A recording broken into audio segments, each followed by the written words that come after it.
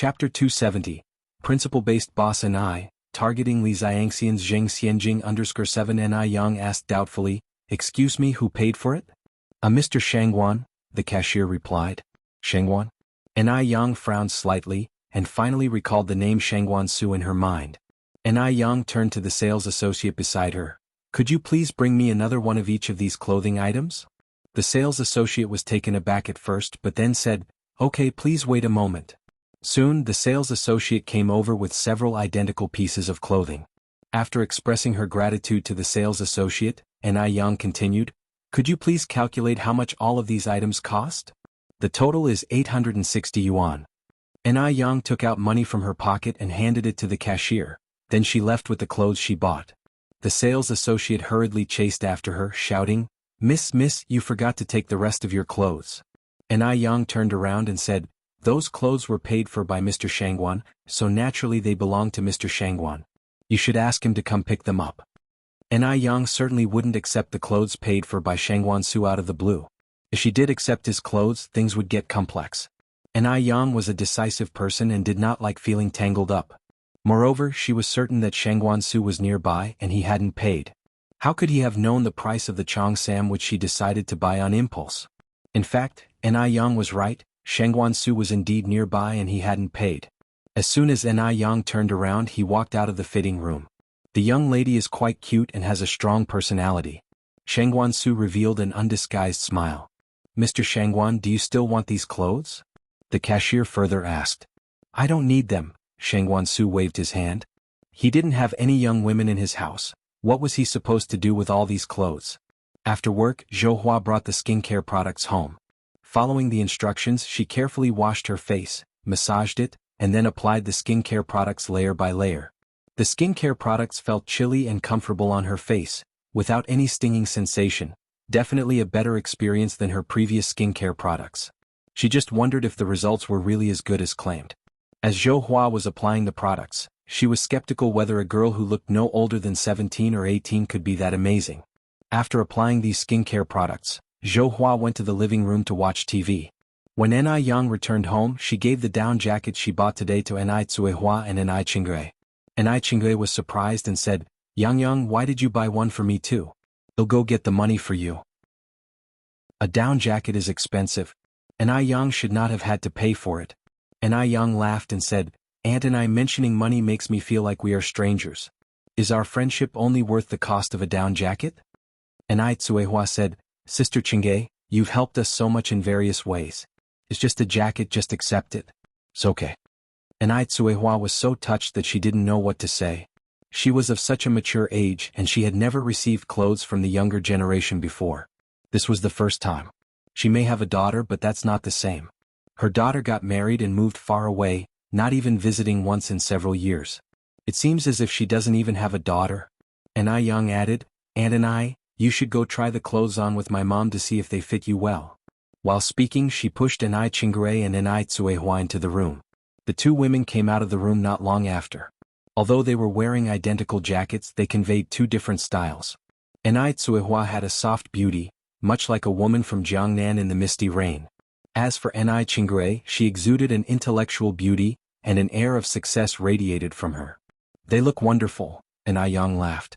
"Mom, standing with Aunt and I, it's like you two are a pair of twin flowers." Hearing this, Ni Chenggui's eyes sparkled. "Yang's mom, neither you nor one have siblings, how about we become sworn sisters? From then on we'll be real family." Sworn sisters. If this phrase had been used in the past, Ni Tsuehua would have had no idea what it meant. But now things were different. Under Ni Yang's guidance, she was now relatively knowledgeable. "That sounds good," Ni Tsuehua nodded affirmatively with a broad smile on her face. Ni Qingui held Ni Qihua's hand. "Yang's mom, let's go outside and kowtow to the Bodhisattva." The two went outside and solemnly knelt down, paying their respects. Ni Yang brought 3 cups of white wine. 1 cup to honor the Bodhisattva. 1 cup to honor heaven and earth. That night, Ni Qingui and Ni Tsuehua were very happy. Both slightly tipsy, they held each other's hands and talked a lot. When Zhou Hua woke up the next morning and saw herself in the mirror, she couldn't believe it and pinched her face. It hurt a lot. Seems like this was not a dream. In the mirror, her skin was white and soft as if it had been reborn. It turned out this skincare product was genuinely miraculous. Zhou looked surprised. She regretted not having asked for the young girl's contact information yesterday. She didn't even know if the girl would come back after the new year. But the girl had said she would return, it should be reliable, right? It seemed she needed to reserve a stall for the girl in advance. Sitting in front of the dressing table, Zhou silently resolved to reserve the best stall for the young girl. Why didn't she ask where the girl lived yesterday? Even if she didn't know where the girl lived, knowing her name would have been good enough. Now she knew nothing. If the girl decided not to come back after the new year because she disliked Zhou attitude, she wouldn't know where to find her. Chapter 271. A very happy new year. The mysterious tycoon with foolish strength. Zhou felt more and more regretful, finally letting out a deep sigh. If such good skincare products can't be sold in the mall, it would really be a loss to the public. He hoped that the young girl would come as promised after the new year. In the blink of an eye, it was the 29th day of the 12th lunar month. Today was the last day of business for the noodle restaurant and the milk tea shop before New Year's Eve. Everyone knew that from tomorrow, the milk tea shop and the noodle restaurant would start their 7-day New Year holiday. Therefore, even more people than usual came to eat noodles today, and the queue was even longer. With New Year's around the corner, everyone's faces were filled with smiles and the place was filled with joy. Since today was their last day of business, Zhou Qingsheng, Wang Jinfeng, and the rest of them insisted on not resting at noon and worked extra hours until 9 o'clock in the evening despite what Yang said. Taking advantage of the time when the four of them were closing up, Yang went to the vegetable market. After everyone had been busy all day, she couldn't just allow them to go without showing her appreciation. She bought some chicken, duck, fish and meat as well as some vegetables that were out of season such as lettuce, cucumber and garlic sprouts. When she passed by the cooked food shop, Yang also bought more than 10 jin of braised pork head meat. The braised pork head meat was 3 yuan per jin. Yang gave the boss 3 large denomination bills and said, "Auntie, could you please help me bag these 10 jin of pork head meat into 5 bags?" The boss took the money with a grin. "All right." Seeing Yang buy 10 jin of braised meat so generously, the boss also gave Yang half a jin of braised pork intestines. "Young lady, take these pork intestines to try at home." The braised meat boss was also good at doing business. Yang accepted the pork intestines with a smile. "Thank you, auntie." The braised meat boss said, "You're welcome. If you enjoy it, remember to come back and support my business regularly." When she returned to the noodle restaurant, the 4 of them had finished their closing duties. Yang distributed the braised pork head meat to them. "Aunties, this is the pork head meat I bought at the cooked food shop. Take it home and enjoy." Upon hearing this, all 4 of them refused. Yang treated them so well it was their duty to help out. But if they accepted Yang's gift, the nature of their relationship would change. Yang said with a smile, "I've already bought it. If you don't want it, you'll have to throw it away." Only after she threatened to throw it away did the 4 of them reluctantly accept her gift. Such a good thing would be a pity to throw away. 1 bag of pork head meat weighed as much as 2 jin. 2 jin was equal to 6 yuan. They usually couldn't afford to buy pork head meat to eat at home. When Han Xiaoqin arrived home, her family hadn't eaten yet. "Mom, you're back." Gooden jumped up and greeted her. "Why are you home so late today?" Gooden's father came out from inside. Han Xiaoqin explained with a smile, "Today is the last day of business for the noodle restaurant and the milk tea shop before New Year's Eve, so we all decided to work 2 extra hours." Gooden's father nodded his understanding. Yang has been so good to our family, it's only right to work extra. Come in, wash your hands and well eat." "Mom, what's in your hand?" Gooden asked curiously. Han Xiaoqin replied mysteriously, "Guess?" Gooden took a careful sniff and swallowed his saliva. "Mom, it's not meat, is it?" In these times, everyone didn't have a lot of money, so the children were particularly fond of meat. Although the new year was just around the corner and there was some meat at home, that meat was saved for the guests. They couldn't eat it now. It had been over a month since Gooden had last eaten meat. Han Xiaoqin nodded. "It's braised meat." Upon hearing this, Gooden was so happy that he practically jumped for joy. "Big brother, sister. We have meat to eat. We have braised meat to eat." Gooden's father was surprised. "Braised meat? Did you buy it? You work so hard, why waste your money on braised meat? The new year is tomorrow, we can wait a bit longer to eat meat." Braised meat was 3 yuan per jin, and Han Xiaoqin's daily wages couldn't even pay for one. Han Xiaoqin shook her head with a smile. Yang bought it, she gave 1 portion to each of us." Yang bought it? Gooden's father said in surprise, "She's so generous. Our village is really lucky to have her. Otherwise, this year's New Year would have been difficult. This year the harvest was very poor due to droughts and floods. After paying their grain taxes, the food left at home was just enough to keep them from going hungry, let alone having spare money to buy anything else. Chapter 272. Avery Happy New Year, a mysteriously strong and foolish boss understood. Ni Yang first hired the strong workers in their village for jobs and then bought aloe vera from the villagers, helping everyone to earn a little extra. This enabled everyone to have a prosperous new year. Otherwise this winter would have been another tough year. Ni Yang is considered the lucky charm of Jianghu village, and this statement is not an exaggeration. 2 gene of braised pork head meat satisfied everyone's appetite. Today is New Year's Eve. At around 7 in the early morning, Ni Yang was woken up by the crackling sound of firecrackers. Upon waking up, Ni Yang didn't immediately get out of bed but lazed around for a while until a little past 8 when she finally got dressed. After freshening up and having her meal, Ni Yang went out to clear the accumulated snow in the yard. As soon as she had finished sweeping the snow, she saw Gooden leading a group of kids their way. Everyone carried something in their hands. Sister Ni Yang, Auntie Flower, my mom asked me to bring you these steamed buns, some fried cake and eggs. Steamed buns are also known as momo. The fried cake is made from grinding yellow rice into flour, wrapping red bean stuffing inside, and frying until crispy. It is soft inside and ooze filling when bitten, offering a delightful taste. It's a custom in Beijing to eat steamed buns and fried cakes for the new year. Steamed buns are made into various pleasing shapes to offer to relatives and friends when visiting their homes during this season. Under normal circumstances, they would not readily give away significant items like momo and fried cakes.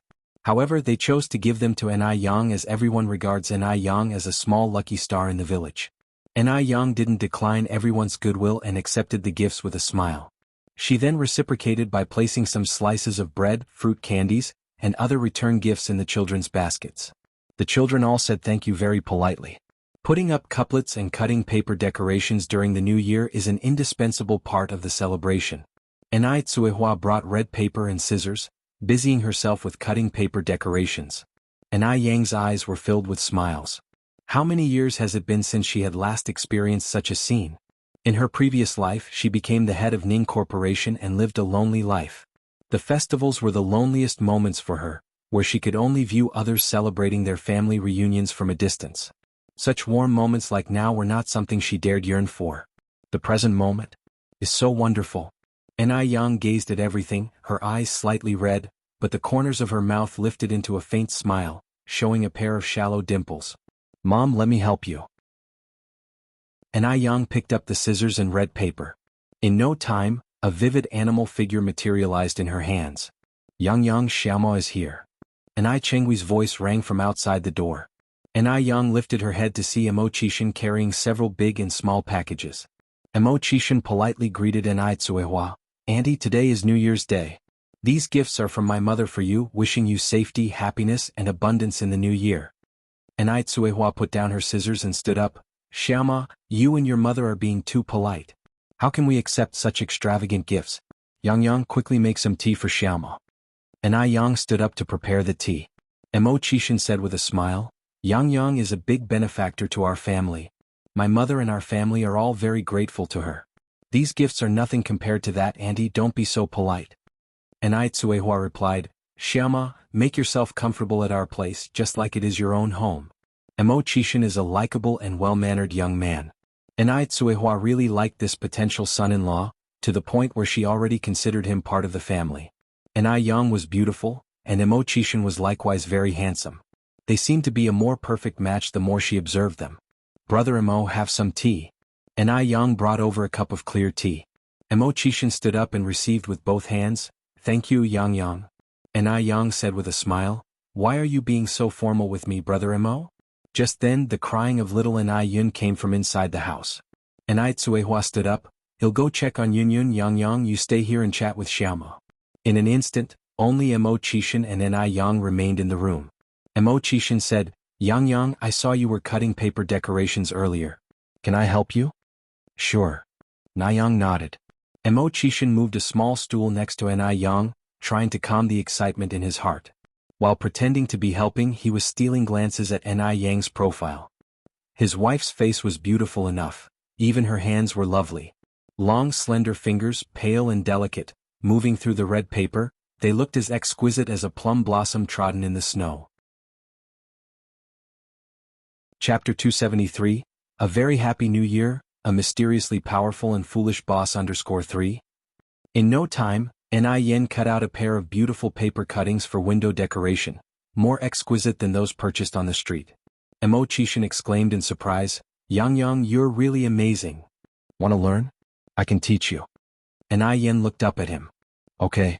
Chishan nodded, his obedience akin to a big, dumbfounded dog, a far cry from his usual demeanor.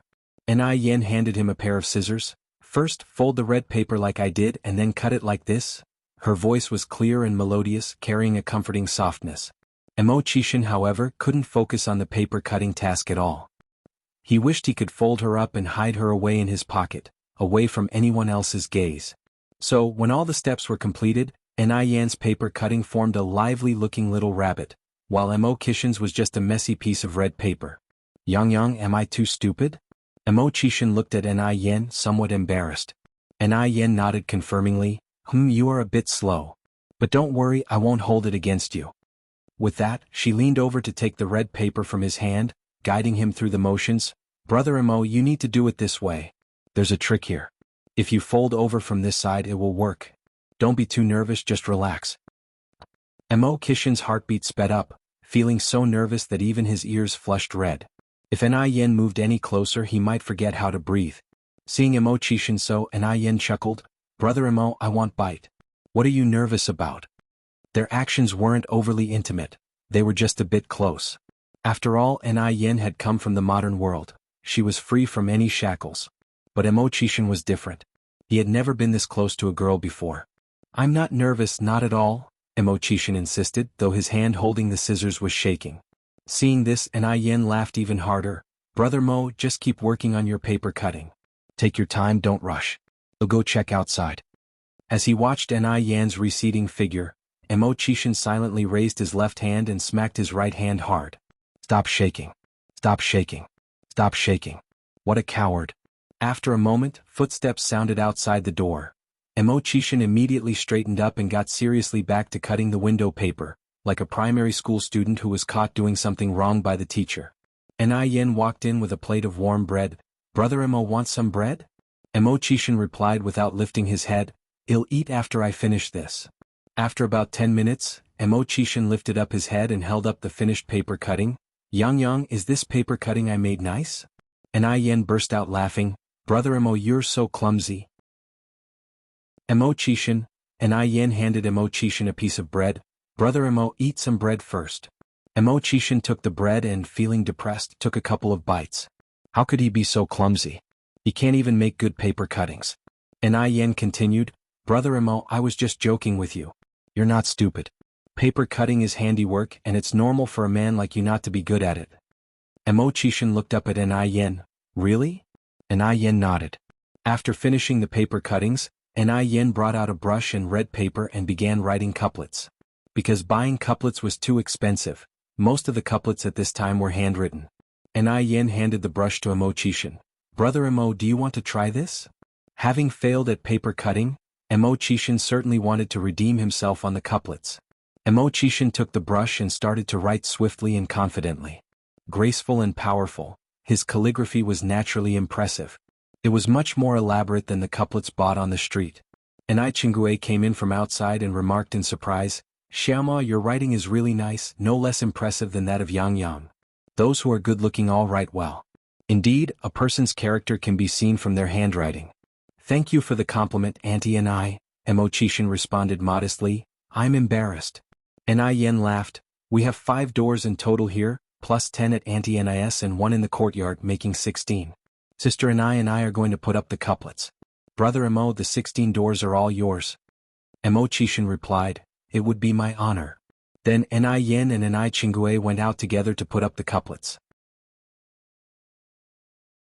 Chapter 274, A Very Happy New Year, A Mysteriously Strong and Foolish Tycoon _4. During the process of pasting the couplets, Jianghu kept praising Chishan. After pasting the couplets, Chishan proposed to leave. As it was New Year's Eve, and Ai Yang didn't wish to keep him for dinner, so she walked him to the door. Be careful on your way, brother Emo. Emo Chishan was still riding his semi-old bicycle. It's cold outside, Yang, you should go back quickly. And Ai Yang nodded.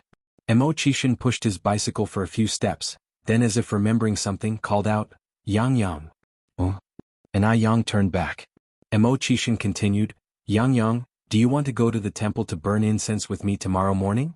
It's common to go to the temple to burn incense on the morning of the first day of the Lunar New Year, pleading for peace in the coming year. And Ai Yang didn't used to believe in such things, but now she'd rather believe they have some effect than not. And Ai Yang nodded, okay brother Emo, we'll see each other tomorrow morning. Emo Chishan smiled and said, then I'll come pick you up tomorrow morning. Emo Chishan waved at Ai Yang excitedly, goodbye Yang. Xianxia was an orphan without parents, and old Mrs. Emo, fearing that she'd be lonely, specially asked Emo Baichuan to bring her to the Emo family for the new year. This was the first time Xianxia was celebrating the new year at the Emo family. She was very excited, busily helping old Mrs. Emo out. Just at this moment, Emo Chishan walked in from the door. It had started snowing heavily without notice. Some snowflakes were stuck on his messy hair. He was originally handsome, but now, with his thin lips tightly pressed together, it seemed like a thin layer of ice had formed on his face. He was elegant and noble like a crowned jade. Xianxia's heartbeat missed a beat at the sight. But Xianxia quickly recovered, realizing that it was all just a facade. He was 27 and had accomplished nothing. He certainly wasn't worth a second glance. Though Emo Baichuan might not look as handsome, he was far more capable than him. The look in Xianxia's eyes gradually turned into disdain, but she still greeted him politely, Uncle Emo. Emo Chishan just nodded lightly in response. Old Mrs. Emo teased with a smile, oh six, come over. We still haven't written our couplets. We're waiting for you to do it. Emo Chishan collapsed onto the sofa, I can't, Mum. I'm too tired today. Let me rest a while. Xianxia saw an opportunity to speak, Grandma, I remember Baichuan also writes very well. Shall I call him down? Certainly, the task of displaying talents like writing couplets should be performed by Emo Baichuan. How could they let a good-for-nothing like Emo Chishan take advantage of the opportunity? Old Mrs. Emo nodded, you go. Xianxia turned around and went upstairs. Old Mrs. Emo turned to Emo Chishan and asked, Old Six, did you deliver the gift I asked you to give Yang? Emo Chishan lazily responded with a sound, appearing nonchalant about it. Old Mrs. Emo shook her head helplessly. At this moment, Xianxia and Emo Baichuan came down. Emo Baichuan politely greeted old Mrs. Emo and Emo Chishan. Old Mrs. Emo smiled and said, Chuan, you and Xianxia will write the couplets. They'll go to the kitchen. Emo Baichuan was really not interested in dealing with Xianxia, but he also didn't want to give her the cold shoulder. Firstly, because Xianxia had been invited by old Mrs. Emo and his father. Secondly, he wanted to use Xianxia to make Ai Yang jealous. The two of them stayed in the living room to write the couplets. While praising Emo Baichuan's handwriting, Xianxia talked to him about the business world. Upon hearing a certain business term, Emo Chishan, who had been napping with his eyes closed, opened his eyes and asked, What were you just saying? Xianxia gave a faint smile, sarcasm hidden in the depths of her eyes. Uncle Emo Baichuan and I were discussing matters about the business world, stuff you wouldn't understand. He was nothing more than a good-for-nothing. Even if they explained it to him, it would be like playing a lute to a cow. Xianxia couldn't understand how someone as useless as Emo Chishan could appear in a distinguished family like the Mo's. Even if not everyone could be as excellent as Emo Baichuan, surely they wouldn't be someone who had accomplished nothing. It was indeed Emo Chishan's fortune to be born into the Emo family. If he were born into an ordinary family, he might have starved to death by now. Emo Baichuan didn't say a word. Emo Chishan didn't get angry either. He continued to nap with his eyes closed, not showing the slightest bit of annoyance. The Anai family. After Emo Chishan left, Anai Tsuehua immediately unpacked the gifts he had brought. She found not only a lot of imported snacks in the parcels, but also a folded stroller.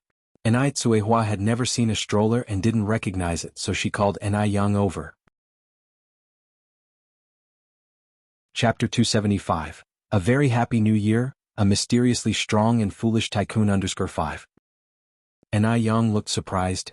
Isn't this a baby stroller? She didn't expected that there were foldable strollers in this era.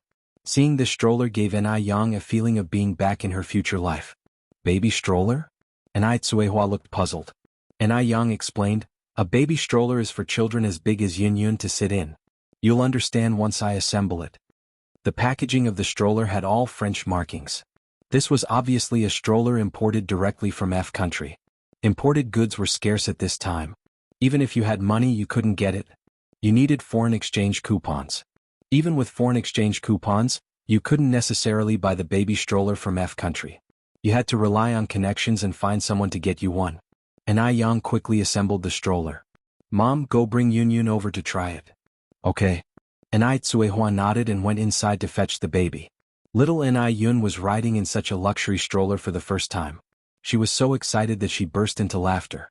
And Yang wanted to hold her, but she refused to get up. This was the first time Tsuehua and Qinggue had seen a luxury stroller like this. They were both amazed. The person who invented this stroller is really smart.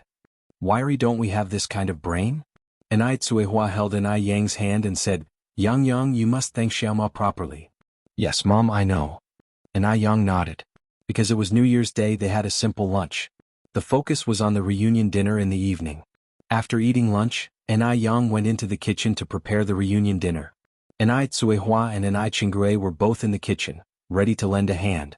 The kitchen was filled with laughter, very lively. Tsuehua cradled the baby and sat near the stove to make the fire. The flames were very vigorous. The fire shone on Quihua's smiling face.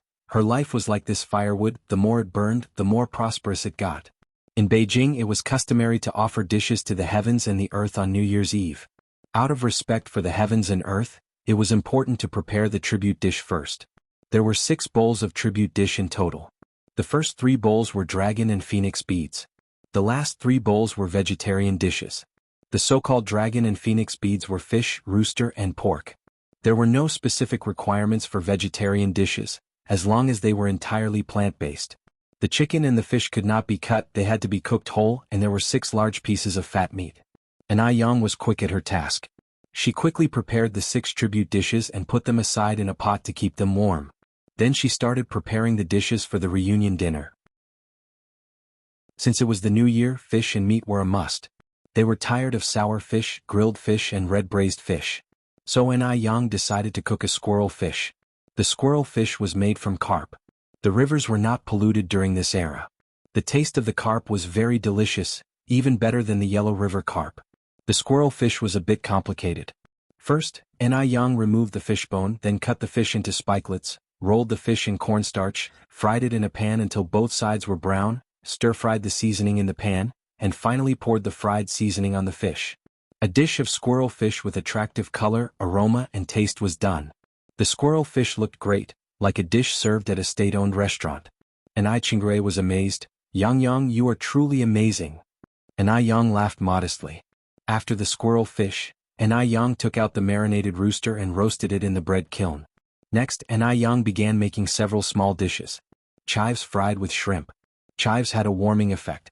In the middle of winter, eating chives could dispel external cold and relieve cold in women's uterus. Women tend to be more beautiful when they're warm. Braised duck feet with quail eggs. Quail eggs contained high amounts of protein, lecithin, iron, and vitamins. They were nutritionally rich and perfect for nourishing lustrous black hair. Beauty is from head to toe. It was not enough just to have a pretty face, the hair must also be glossy. Braised pig's feet with soybeans.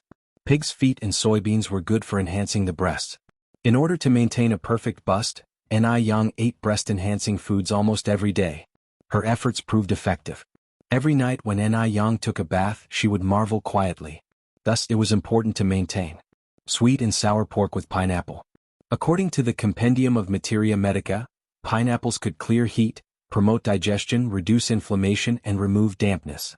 In addition, pineapples contain sugars, starch, protein, B vitamins, etc., which could prevent sagging buttocks. Chapter 276. A Very Happy New Year, a Mysteriously Strong and Foolish Tycoon _6. So, sweet and sour pork with pineapple is also very good for toning the glutes. As all of the dishes had some meat in them, Yang made vegetable tofu soup. The vegetable tofu soup not only dissipates the heaviness, but also has excellent slimming effects. Busy till a little after 5 in the afternoon, Yang finally prepared a table full of dishes. By then, Enai Tsuehua and Enai Qingrui were already setting the table outside in the yard for the ritual offering to heaven and earth. Enai Yang placed 3 meat dishes and 3 vegetarian dishes on the table, setting 9 pairs of chopsticks and 9 wine glasses, each filled with wine. After the offerings were arranged, Enai Tsuehua and Enai Qingrui burnt incense sticks and spirit money on the side while Enai Yang threw out a string of lit firecrackers. The red paper from the firecrackers dropped onto the white snow, resembling red plums blooming fiercely against the snow, appearing rather picturesque. Then the sounds of firecrackers began to be heard all around. The sound of firecrackers represents bidding farewell to the old and welcoming the new, so no matter how poor a family is, they would set off a string of firecrackers at this time. After setting off the firecrackers, it is customary to bow in reverence to heaven and earth. Enai Yang took this act seriously and performed a few deep bows. Having paid their respects to heaven and earth, they all went back inside to enjoy their meal. It seemed as if little Enai Yun could sense the festive atmosphere. Sitting in her stroller, she excitedly watched Enai Yang and Enai Qingrui moving dishes from the kitchen to the living room. With a table full of food and smiles on their faces, the new year had arrived. Mom and I raise my glass to you both. May you both become increasingly youthful and beautiful, and find happiness soon, said Enai Yang, standing up with her wine glass in hand.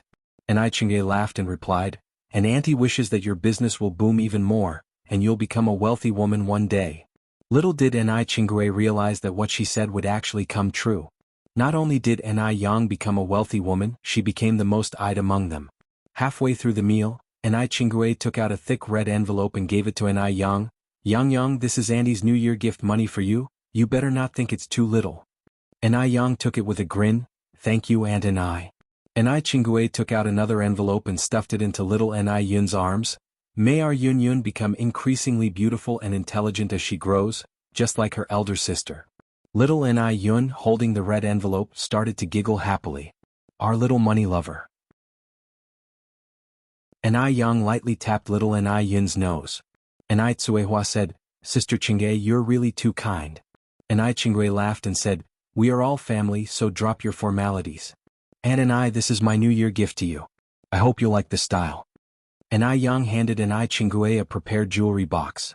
When Enai Qingrui opened the box, she was totally stunned. She saw earrings, a ring and a necklace inside it. No woman can resist jewelry. When Enai Qingrui got married, she dreamed of buying a complete 3-piece gold set. She thought that if she couldn't get the 3 pieces, just one would be good enough. But life was hard at the time. Forget about gold, even affording food was a struggle. Even now, Enai Qingrui still couldn't bear to buy the 3 pieces of gold. She only makes 30 yuan a month.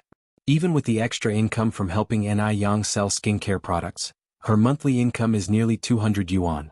She would need to save for a long time to afford something that costs several thousand yuan. Yang, how can Auntie accept such an expensive gift from you? You should give them to your mom to wear. Enai Qingrui immediately refused. Enai Tsuehua responded by saying, Sister Qingrui, like you said, we're family, there's no need for formalities. Plus, Yang bought a set for me too. In just one person, how much could I possibly wear? Enai Yang grabbed the necklace and assisted Enai Qingrui to put it around her neck. Aunt Enai, my mom has no other siblings, you are her only sister. Please accept this as a token of my filial piety. See how good you look wearing this necklace. Every New Year's Eve was the toughest for Enai Qingrui. Every time she found herself reminiscing about her deceased husband and her married-off daughter, which would uncontrollably bring her to tears. But this year was different. The arrival of Enai Tsuehua and her daughter Enai Yang brought her a sense of hope. Yang, thank you. Enai Qingrui gripped Enai Yang's hand, fighting back the urge to cry. Enai Yang offered Enai Qingrui a hug. When they were almost done with the New Year's Eve dinner, Enai Yang grabbed the fireworks. Mom, Aunt Enai, shall we set off the fireworks? Sure, both Enai Qingrui and Enai Tsuehua agreed. Chapter 277. Avery Happy New Year. A mysteriously strong and foolish tycoon under 3 adults and a child stepped out of the courtyard with fireworks. Enai Yang lit the biggest firework. Bang! At its highest point, the firework burst into a dazzling display, one after another, unmatched in radiance. At this time, no other fireworks could be seen in the village, leaving the fireworks from Enai Yang's side to captivate many children. Wow, the fireworks are breathtaking. Gooden replied, the fireworks are beautiful, but can they compare to my sister Enai Yang? Of course, Sister Anai Yang is the most beautiful. In the hearts of these children, Sister Anai Yang was always the prettiest. She could be the sun as well as the moon. Anai Yang distributed spiriders and firecrackers to Gooden and the other kids. Shall we set off the fireworks together? Yes. Thank you, Sister Anai Yang. The children all jumped with glee. Anai Yang held a lit sparkler, darting around with the children in the snow. Her dark eyes reflected brightly, "Happy New Year, everyone." Happy New Year, Sister Anai Yang. The light from the fireworks reflected on the laughing faces of the children, and even the adults standing by smiled. What is Chinese New Year? This scene before us was Chinese New Year. After the fireworks display, Anai Yang and the children lit a bonfire in the snow. They brought stools from their homes, sat by the bonfire and chatted and laughed together.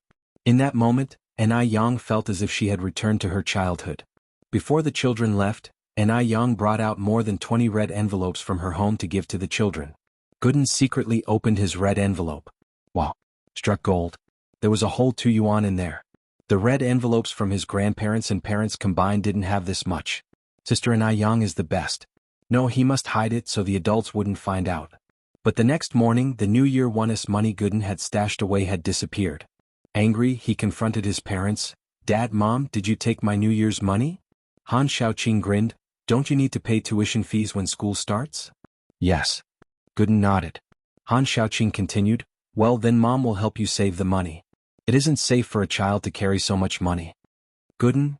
He felt something was off, but he couldn't put his finger on what was wrong. So, the matter of the New Year's money had to be dropped. Although Anai Yang didn't sleep until the early hours of the New Year's Eve, she got up early the next day. The breakfast was prepared by Anai Chingui. The customs in Beijing were different from those in Dam Village.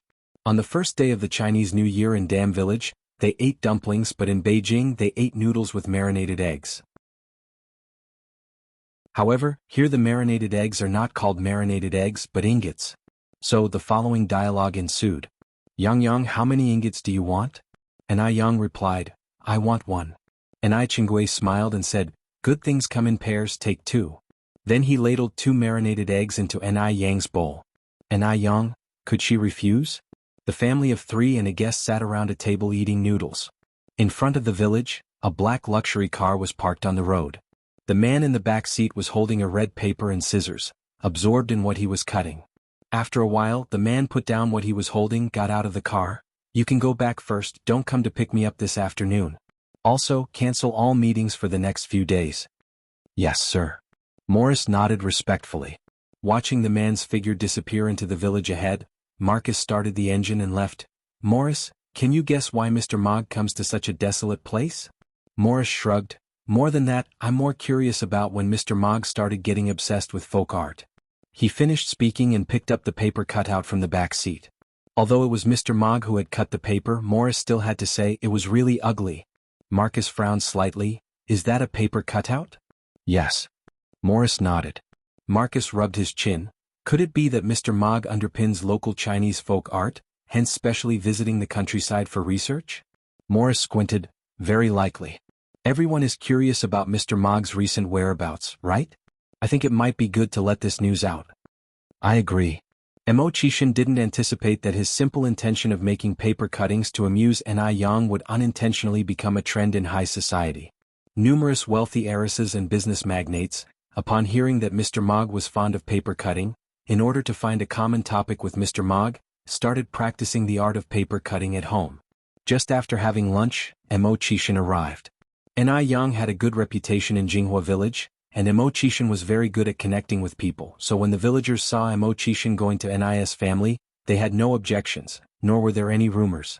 It's just normal interaction. What, aren't they allowed to have friends?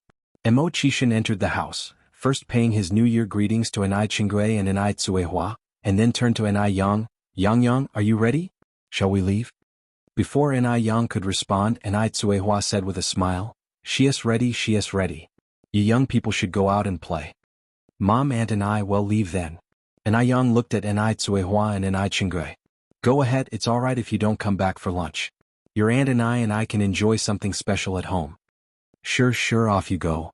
Anai Yang followed Mo Qishan and they left the house together. As they walked side by side, Anai Yang asked unexpectedly, "Mo brother, didn't you ride a bike today?"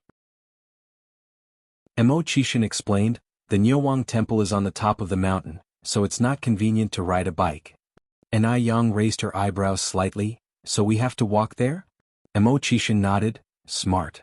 Before she could respond he added, if you're worried about being tired I can carry you.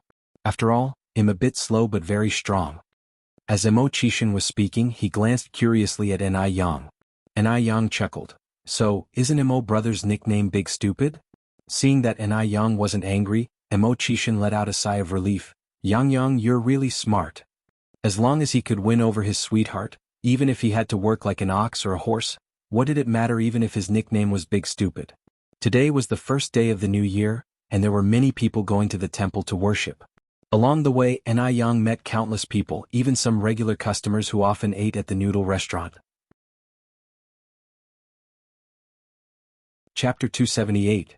Strolling together in the temple fair, elderly Zheng begins the investigation. Although Nyowang Temple was located at the top of the hill, Anai Yang didn't feel tired at all on the way up.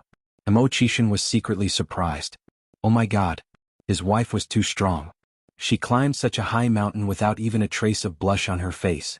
He had been waiting for Anai Yang to become unable to keep climbing, so he could step in and play the hero to save his damsel in distress. But now it seemed that he had thought too much. Looking down from the high vantage point of the mountain, there was a boundless white as far as the eye could see, which was extraordinarily spectacular. The temple at the top of the mountain was still crowded with various vendors. Sugar dolls, candied hawthorns, sugarcanes, Buddha beads, bracelet and other knickknacks were all present, making it a paradise for children. This scene could not be found in the future life. Yang, shall we go over there for a look? Mo Chishan suggested. All right. Anai Yang nodded. The two went inside. Mo Chishan bought 2 sticks of candied hawthorn and handed one to Anai Yang. Anai Yang reached out and took it, peeled off the sugar paper, bit into it lightly and found it was sour, sweet and very delicious. The air in this era had not yet been polluted, so even the candied hawthorns tasted much more delicious than those of the future. This was Anai Yang's first time at such a temple fair. She was overjoyed like a child, buying and eating whatever she saw, not hesitating to spend money at all. Mo Chishan followed behind her, and before a moment had passed, his hands were filled with belongings. Xianxia and Mo Baichuan also came. Although the two walked shoulder to shoulder they lacked a natural feeling. Mo Baichuan always had a cold expression, while Xianxia was cautiously trying to please him, creating a feeling like a warm face pressed against a cold butt. Yet Xianxia thoroughly enjoyed this feeling. After all, Mo Baichuan was a mysterious big shot, and it was normal for him to have his own temper. She certainly couldn't expect him, a big man, to sweet-talk her, right? In this world, how many successful men are willing to humble themselves to coax women? None at all, right? As long as Xianxia knew that she was in Mo Baichuan's heart, that was more than enough for her. Baichuan, I've heard that the incense in this place is very efficacious. Let's go burn some incense sticks, shall we? Xianxia looked up at Mo Baichuan, her eyes full of infatuation. Mo Baichuan glanced at the surging crowd and impatiently responded, you go by yourself. Just then, a familiar figure crossed his line of sight. She wore a knee-length red down jacket, her black, glossy hair tied in a bun, revealing a delicate, fair neck. Her adorable smile and beautiful eyes made her look extremely attractive. The usually bulky down jacket didn't look bulky at all on her, but rather accentuated her tall figure and slim waist. The red color was ordinarily gaudy, but on her, it only emphasized her youthful beauty, outshining everything else around.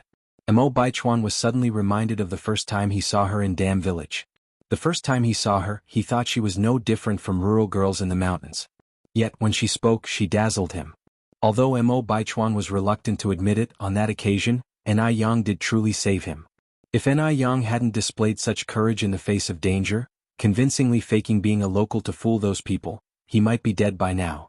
Beside Anai Yang, Mo Baichuan also spotted a person he found very annoying. It was Mo Chishan. In Mo Baichuan's view, Mo Chishan was useless apart from his good looks. Even if Anai Yang wanted to attract his attention, she should not have chosen Mo Chishan. Because Mo Chishan was absolutely no match for him. Xianxia also noticed Mo Chishan and Anai Yang. She carefully gripped Mo Baichuan's hand. Baichuan, shall we go greet Yang and Uncle Six? Mo Baichuan didn't respond, but his body faithfully followed Xianxia. Seeing him like this, Xianxia was filled with joy. She felt that the only reason Mo Baichuan agreed to extend a greeting was because of her.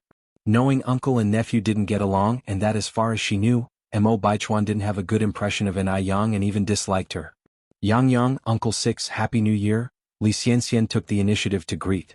Anai Yang seemed to have become even more beautiful after not seeing her for a month. She was so beautiful that it made one jealous. But what use was beauty? Could beauty be eaten? Now that Anai Yang had chosen to be with a useless man like Mo Qishan, suffering was undoubtedly waiting for her in the future. Because in Li Xianxian's memories of her past life, the one who ended up inheriting the Mo family was not Mo Qishan at all. Chapter Strolling together in the temple fair, elderly Zheng begins the investigation.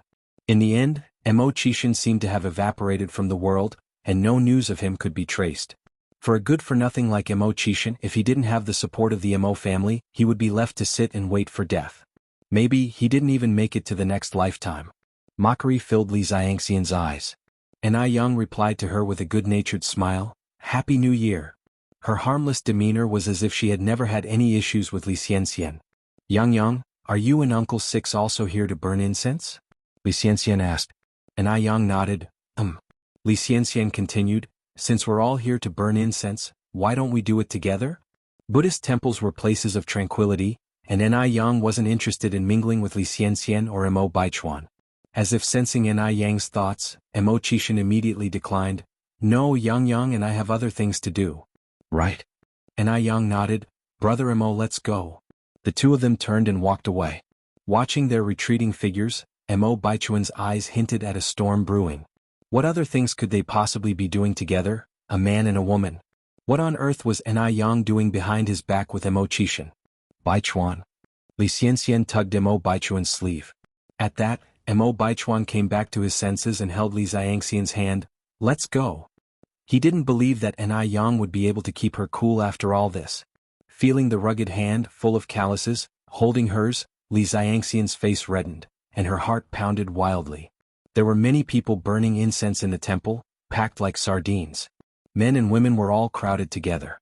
One careless step could knock people over. Mo Qishan stood by Anai Yang's side to prevent her from getting tripped or taken advantage of.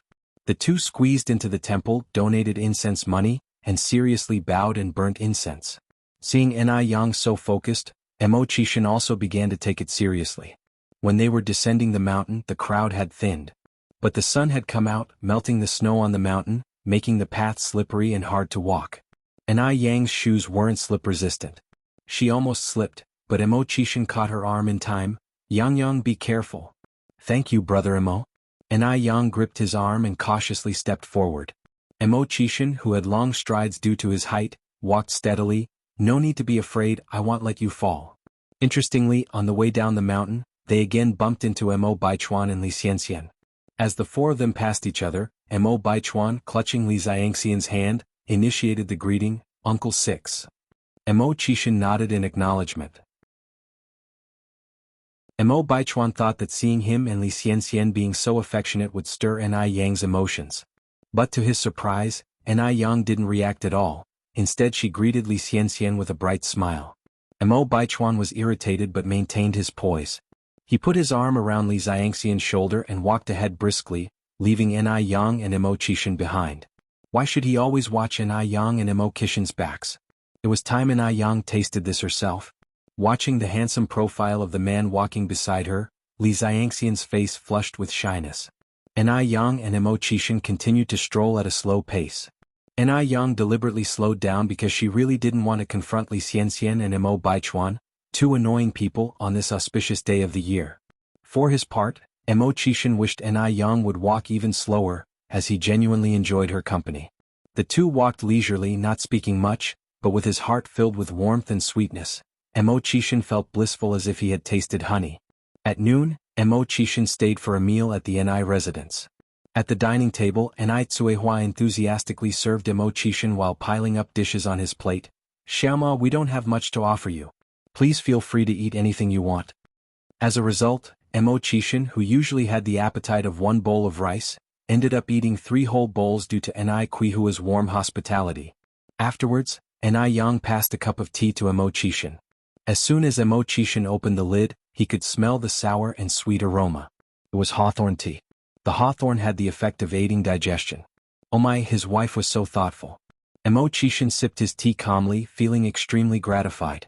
After drinking a few sips of the tea, Imo-chishin rolled up his sleeves and went to the kitchen to help In-ai-yang.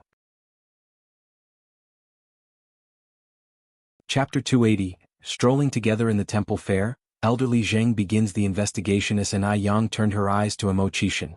Brother Imo, please go out. The kitchen is not a place for men like you. Imo-chishin chuckled. A real man should be able to entertain in the living room and cook in the kitchen. In-ai-yang chuckled lightly. Then I will wash the dishes and you can dry them. Imo-chishin took the dish from In-ai-yang, or I should wash the dishes and you can dry them. He thought, how could he let his wife do the dirty and exhausting work of washing dishes? In her previous life, In-ai-yang had never dated a man, so she didn't know what her feelings towards Imo-chishin were. But she knew if it were any other man, she'd refuse without hesitation, and she certainly wouldn't let him get this close. Could it be love? In-ai-yang suddenly wondered in her heart. She glanced at Imo-chishin, seeing him concentrating on washing the dishes. The dim light in the room cast a halo on him, making him look noble and mysterious. Even washing dishes didn't affect his aura. In-ai-yang felt her ears turn slightly red. She suppressed those strange thoughts in her heart and continued drying the dishes. As it was approaching evening, Imo-chishin suggested saying goodbye.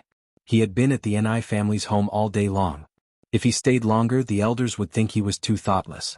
In-ai-yang held little In-ai-yun and walked him to the door. Yun, say goodbye to brother Imo. Little In-ai-yun obediently waved at Imo-chishin.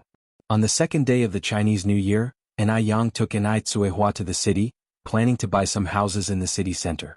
The mother-daughter duo looked neat and pretty, and were warmly welcomed as soon as they arrived at the sales office. In-ai-yang chose a high-end community. The price of each square meter was 122 yuan.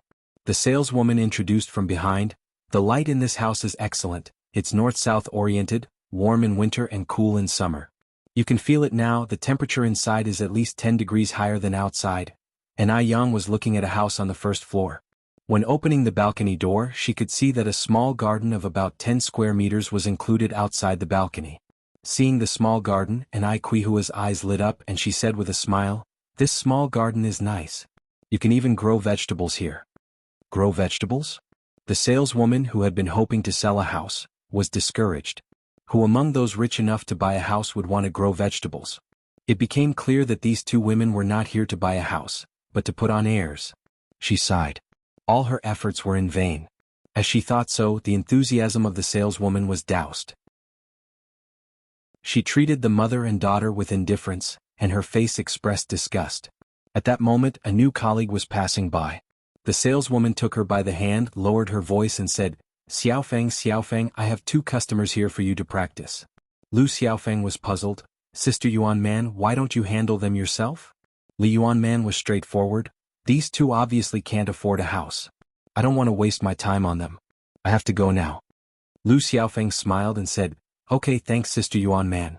She was a new employee and could be fired if she didn't do well. Lu Xiaofeng really had no reason to refuse. In-ai-yang didn't notice that the saleswoman had been replaced in a short while. She turned around and asked with a smile, "How many units per floor do you have in this building?"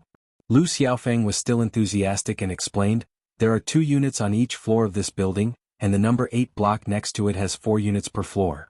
In-ai-yang nodded and then said, "I'll buy the whole 1st to 3rd floor then." "By the whole 1st to 3rd floor?" Lu Xiaofeng almost thought she was hallucinating. You're not joking with me, are you?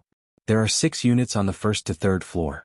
The total of these 6 units is over 600 square meters, which is nearly 70,000 yuan. Could this little girl really pay 70,000 yuan? In-ai-yang smiled and said, "Don't worry, I'm not joking. Let's go and sign the contract." When they got to the lobby, Lu Xiaofeng found out In-ai-yang was not joking. Because inside the backpack In-ai-yang was carrying, it was filled with cash. Lu Xiaofeng covered her mouth in astonishment. In-ai-yang paid the full amount for 6 houses at once, receiving 6 house deeds and 6 keys in return. Chapter 281, Strolling together in the temple fair, elderly Zheng begins the investigation. Even after she left the sales office, In-ai-hua's steps still felt shaky. "Yang, do you really think the price of all those houses we bought will go up in the future?" A good 75,000 yuan we are talking about. If I said it didn't hurt a bit, it would be a lie. And Yang smiled and assured, "Don't worry, Mom. The prices will definitely increase. When have I ever made a loss-making deal?" Based on the price of tens of thousands per square meter in the later years, the 6 houses she bought today could be sold for over 90 million in the future. Isn't that a significant profit? Seeing Yang's confidence, Cuihua felt noticeably relieved. The sales office. The news of Lu Xiaofeng selling 6 houses all at once spread through the entire sales office in no time. Li Yuanman exclaimed in envy and surprise, "Xiaofeng, have you walked into a streak of darn luck? You actually bumped into such a big client." At this point, selling a house comes with no commission but a rather rewarding bonus. Selling 1 house gets a reward of 30 yuan. Calculating that, Lu Xiaofeng made 180 yuan in just 1 day. 180 yuan? This pretty much compares to half a year's salary earned slaving away. How could Li Yuanman not be envious? Lu Xiaofeng laughed and said, "Sister Yuanman, I have to thank you for this. If it weren't for you letting me handle those 2 customers, how could I possibly have sold 6 houses in one go?" Li Yuanman seemed to be petrified and her face became pale white. After a long moment she responded, "You mean those 6 houses were bought by that mother and daughter duo? Those 2 seem so poor, how could they have possibly afforded a house?" Lu Xiaofeng nodded, "Yes. Sister Yuanman, I am really grateful to you. My father is going to have a surgery soon, at least now I won't have to worry about the money. Sister Yuanman, you're practically a savior to our family." Lu Xiaofeng was clever. She didn't want Li Yuanman to come to her later asking to borrow money, so she deliberately shut her up in advance. Hearing that, Li Yuanman wanted to slap herself to death. 180 yuan. Half a year's salary. It's a whole half a year's salary. She just handed over her half a year's wage. Li Yuanman felt as if all the strength drained out of her body. It took her a while to recover, like she had just suffered a small death. After leaving the sales office, Yang and Cuihua didn't head straight home. They wandered around the department store and then went to a state-owned restaurant for lunch. Of course, Yang's purpose of this trip was not just to eat, but also to broaden Cuihua's horizons and elevate her taste. Cuihua could not always stay cloistered in Jianghu village. The world was huge and Cuihua was still young. Yang wished that she could find her own happiness. The state-owned restaurant was beautifully decorated, shiny and luxurious, leaving Cuihua in awe. 3 people, 2 adults and a kid. Yang ordered 5 dishes in total. There were sea cucumbers, abalones and a pot of bird's nest soup. All were high-end dishes and naturally quite expensive. Just a small pot of bird's nest soup cost 35 yuan. A dish of sea cucumber was 25 yuan and 1 abalone cost 15 yuan. Also, there was the so-called most expensive mushroom, the white truffle, just a small dish cost 58 yuan. If it were Cuihua half a year ago, she would never have dreamed that one day she would sit in a state-owned restaurant, enjoying such extravagant meals. Felt like a dream. Yang patiently explained these dishes to Cuihua. "Mom, let's have the bird's nest soup before the meal." "Okay." Cuihua nodded, scooped up some bird's nest soup with a spoon and drank it leisurely. The way she was now, you could hardly tell that Cuihua was a country girl. She was like a gem dusted with dirt, now cleaned up, presenting an elegant and charming side. Yang inherited a lot of good qualities from Cuihua. The 3 of them, the mother and 2 daughters, sat by the window in the large dining hall, attracting the attention of other customers. This included the old lady Zheng who came down from upstairs. She not only looked over but walked straight up to them. Almost unconsciously. "Yang?" Old lady Zheng said in surprise. In the beginning she had only been focused on Cuihua and hadn't noticed Yang. "Mrs. Zheng?" Yang was slightly surprised as well. Old lady Zheng smiled and asked, Yang, is this your mother?" Yang nodded and introduced, "This is my mom and this is my little sister Yun. Mom, this is old lady Zheng." Holding little Yun, Cuihua stood up. "Hello, Mrs. Zheng." Old lady Zheng looked at little Yun. "Hello, may I hold her?" Chapter 282, Strolling together in the temple fair, elderly Zheng begins the investigation as Cuihua nodded. "All right, but this child is a bit shy." Before Cuihua could finish her sentence, little Yun in her arms reached out towards Granny Zheng, mumbling indistinctly, "Hold." The scene in front of her seemed to overlap with one from over 30 years ago, bringing a tingle to Granny Zheng's nose as she reached out to take little Ni Yun. Today little Ni Yun was not only not shy, but he also constantly giggled at Granny Zheng, seeming very happy. Even Ni Tsuehua on the side was astonished by this. Moreover, she couldn't understand why every time she saw this old lady, she'd feel so familiar and warm. Very strange. While holding little Ni Yun and containing her inner emotion, Granny Zheng asked softly, "How old is this child?" "Over 7 months," replied Ni Tsuehua. Granny Zheng nodded and continued playing with the child in her arms. Just then both Zheng Lingling and Zheng Xianjing stepped out from an upstairs room. As soon as they descended the stairs, they were struck by the sight before them. In Granny Zheng's arms was an adorable infant, 6 to 7 months old, while she had a warm smile spread across her face. This smile was too gentle. A smile that Granny Zheng never wore at the Zheng family residence. Instantly Zheng Lingling sensed danger. If Granny Zheng could adopt her more than 30 years ago, she could also adopt others now. No way. She could not let Granny Zheng adopt anyone else. If Granny Zheng adopts another person, it means there would be one more person competing with her for inheritance. The Zheng family's wealth could only belong to her and her daughter. She absolutely wouldn't let anyone snatch away what belonged to her. Reading her mother's intentions, Zheng Xianjing gave a nod of agreement when Zheng Lingling signaled her with her eyes, "Let's go and call Grandma back." As she got closer, Zheng Xianjing noticed that Ni Yang was also present. Why was this annoying girl everywhere? "Grandma," Zheng Xianjing approached and squeezed Granny Zheng's arm, expressing surprise, "Sister Ni Yang is also here." Ni Yang greeted them in a polite manner, "Hello, Sister Xianjing auntie." Being an opportunist, Zheng Lingling wore a warm smile and said, "Hello, you must be Ni Yang, right? My mother always praises you. I'm glad to finally see you in person." Upon finishing, she turned to Granny Zheng, "Mom, it's getting late, shall we go home?" Granny Zheng held little Ni Yun and looked at Zheng Lingling. "Lingling, don't you think this child is very cute?" Actually, there was another sentence that Granny Zheng didn't say out loud. This child really looked like Tingting when she was young. Zheng Lingling nodded with a smile. "Yes, he's adorable, looks a lot like Ni Yang." Seeing that Granny Zheng was unwilling to let go of little Ni Yun, Zheng Xianjing suggested, "Grandma, let's hurry up, Uncle Lu has been waiting outside for a long time." Uncle Lu was the Zheng family's driver. Hearing this, Granny Zheng finally let go of little Ni Yun and handed him back to Ni Tsuehua. Ni Yang's mom and Ni Yang will be heading home now. Goodbye little Ni Yun. After Granny Zheng and others left, Ni Tsuehua asked Ni Yang about the old lady. "Ni Yang, how did you get to know Granny Zheng?" Ni Yang explained how she met Granny Zheng to Ni Tsuehua. Hearing this, Ni Tsuehua nodded. "So Granny Zheng is an old acquaintance of Xiaomo's family. No wonder her temperament is different from ordinary grandmothers. Her daughter dresses like a well-to-do lady too." Ni Yang replied with a laugh, "Mom, one day you will be like Aunt Zheng too, becoming a lady." Ni Tsuehua laughed softly, "I don't think that's my fate." Ni Yang held Ni Kuihua's hand and said, "Mom, we should never feel resigned to fate, nor should we belittle ourselves. No successful person has never failed, likewise no lady is born a lady." If Ni Yang had given in to fate, she wouldn't have become CONI in her previous life. She had been lying low for 10 years before she made a name for herself. No one knew what she had gone through behind her glamorous exterior. Therefore, Ni Yang had to correct Ni Kuihua's mistaken belief and let her know that nothing is impossible in this world. Ni Tsuehua looked at Ni Yang and nodded earnestly. Following dinner, Ni Yang went to settle the bill. 5 dishes for 158 yuan. When the figure was announced, Ni Tsuehua startled.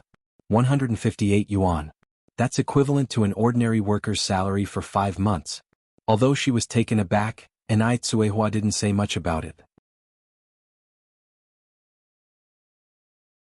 Chapter 283, Strolling Together in the Temple Fair, Elderly Zheng begins the investigation _6. After returning home, Mrs. Zheng took out a photo that she had treasured for over 30 years from the Bible. The child in the photo wore a small belly band, with a golden bracelet on his hand, looking adorably naive. It really does look like her. Mrs. Zheng's face was instantly flushed with tears. After a while she called butler Lu Zhaokang. Lu Zhaokang was an old retainer of the Zheng family. He joined the family when he was 16 and now he was 56. His only son also worked as a driver for the Zheng family, so Mrs. Zheng trusted him. "Butler Lu, I need you to do something for me."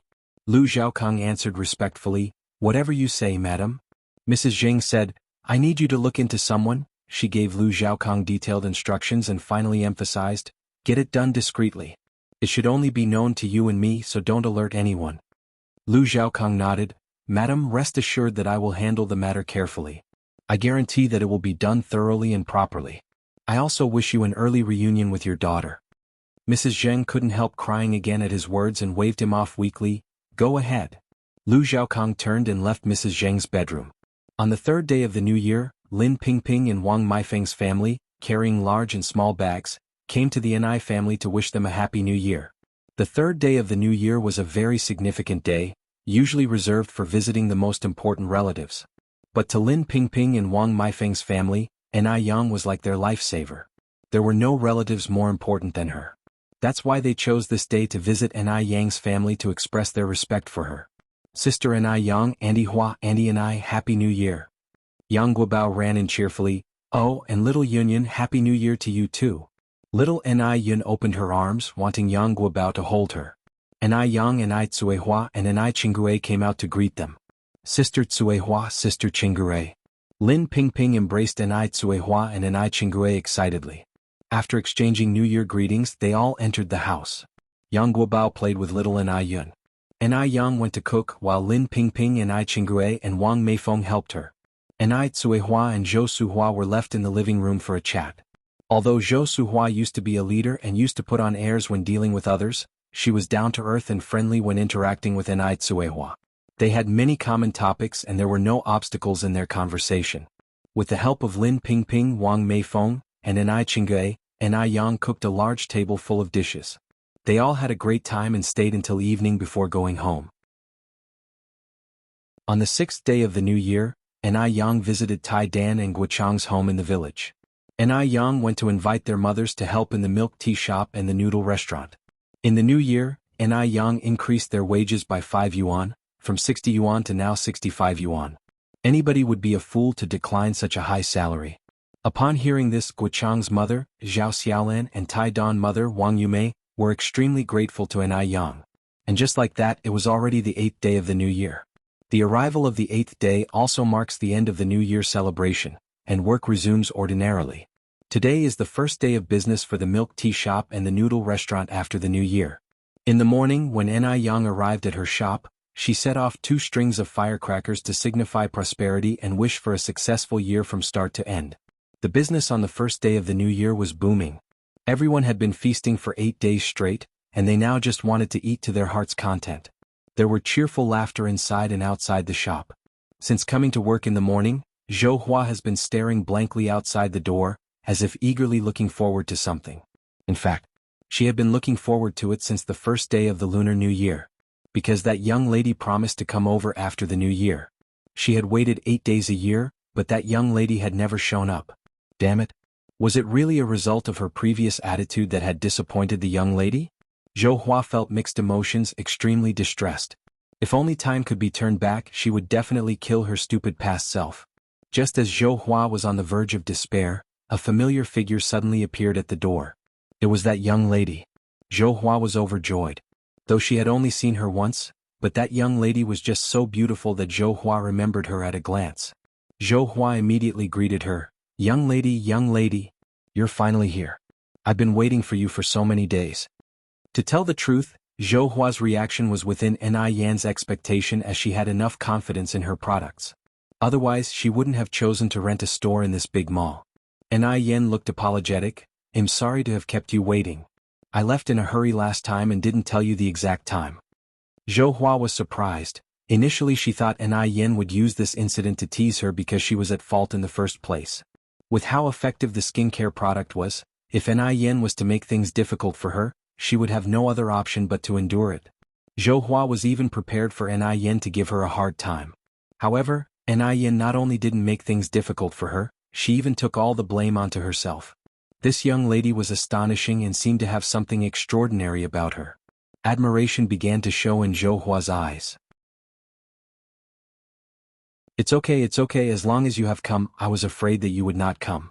After all, I was a bit abrupt last time. I apologize for what happened last time, little miss, you must not take it to heart.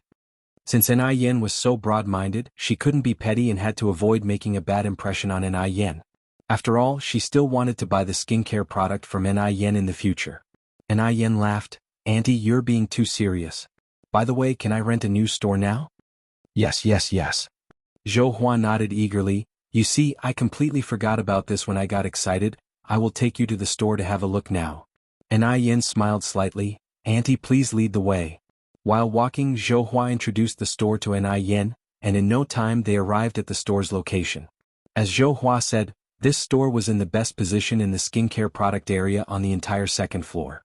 During the conversation, Zhou Hua had already learned Ni Yen's name. "Yang, this store is 138 yuan a month. The contract period is 3 years, 5 years, and up to 10 years. Of course, if you want to sign a shorter contract, there is also a 1-year option." Ni Yen responded without hesitation, "I want to sign for 10 years. If she signed for 10 years, it meant that the store's rent would not increase for 10 years. As far as Ni Yen knew, the male's rent would continuously rise a year later, and would keep increasing until it reached 6 figures. Ni Yen was no fool, of course she would choose to sign a longer lease. Zhou Hua was taken aback, then stated, "If you sign a 10-year contract, you need to first pay a deposit of 10,000 yuan. 10,000 yuan was not a small number. Zhou Hua was a bit worried that Ni Yen might not be able to afford it. Although Ni Yen had just bought a house recently, she still had the money to pay the deposit. Ni Yen nodded her head with a smile, "Yes, no problem."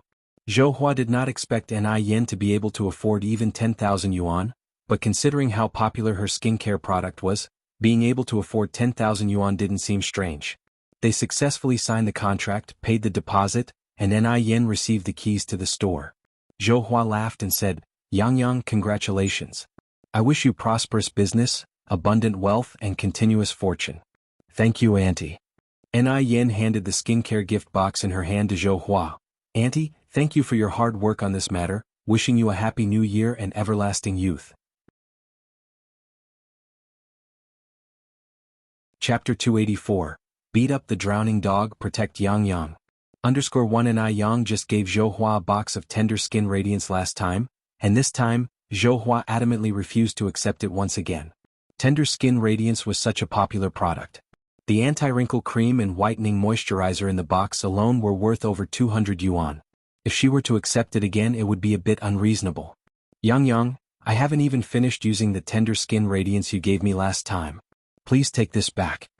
Ni Yang smiled and replied, "Auntie, you've done me such great favor, this skincare set is the least I can offer. If you don't need it now, you can give it to relatives or friends." Seeing Ni Yang's insistence, Zhou Hua had no choice but to accept, her admiration for Ni Yang deepening even more. This young woman was not only beautiful but also knew how to handle interpersonal relationships well. If it were someone else who would be willing to give out boxes of such sought-after beauty product like tender skin radiance. A box costs nearly 400 yuan. Zhou Hua then asked, "Oh Yang, when are you planning to open your store? My colleagues are all looking forward to buying your tender skin radiance." Ni Yang replied, "I'm having people come to refurbish it tomorrow. I'm planning to open it on the 2nd day of the next month." The 2nd day of the 2nd month is considered as the dragon raising its head according to Chinese mythology. The Chinese place great importance on this day. Choosing to open a business on this day was also to obtain a good omen. Zhou Hua nodded in approval.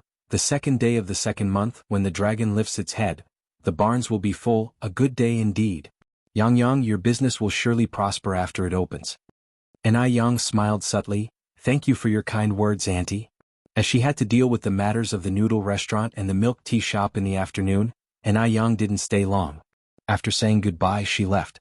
Zhou Hua courteously escorted Ni Yang to the mall entrance. Now that there were 2 more people at the noodle restaurant and the milk tea shop, it wasn't as tiring when it got busy. On the first day after the New Year's holiday, Ni Yang's daily turnover reached 3,560 yuan. However, because she had just bought a house and paid a deposit of 10,000 yuan today, plus today's sales, Ni Yang only had 5,000 yuan left over. 5,000 yuan might not mean much to Ni Yang, but for the average family, it's a considerable amount. Ni Yang went to Wang Tiania's house with 1,500 yuan, intending to hand over the renovation work completely to Wang Tianiu. Wang Tianiu was honest and serious about his work, so Ni Yang trusted him a lot. Wang Tianiu warmly welcomed Ni Yang. Yang, rest assured, just leave this matter to Uncle Tianiu. I promise to do a great job for you." Then it'll be imposing on Uncle Tiniu. We'll get going now. As Wang Tiniu escorted Yang out, he said, Yang, you're too polite, this is something I should do anyway.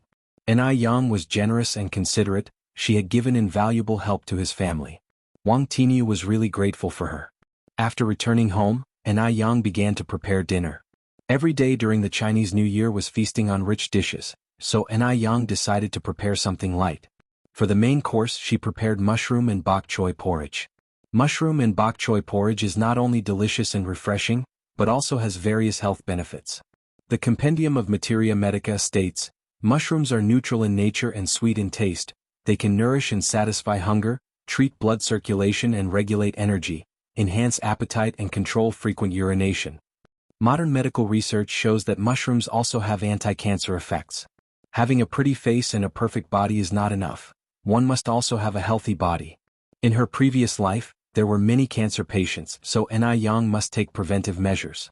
She let the mushroom and bok choy porridge simmer in the casserole, then Yang began to prepare the stir-fry dishes. First, Yang made spicy pickled radish skin. The radish skin had been pickled by Tsuehua before the winter.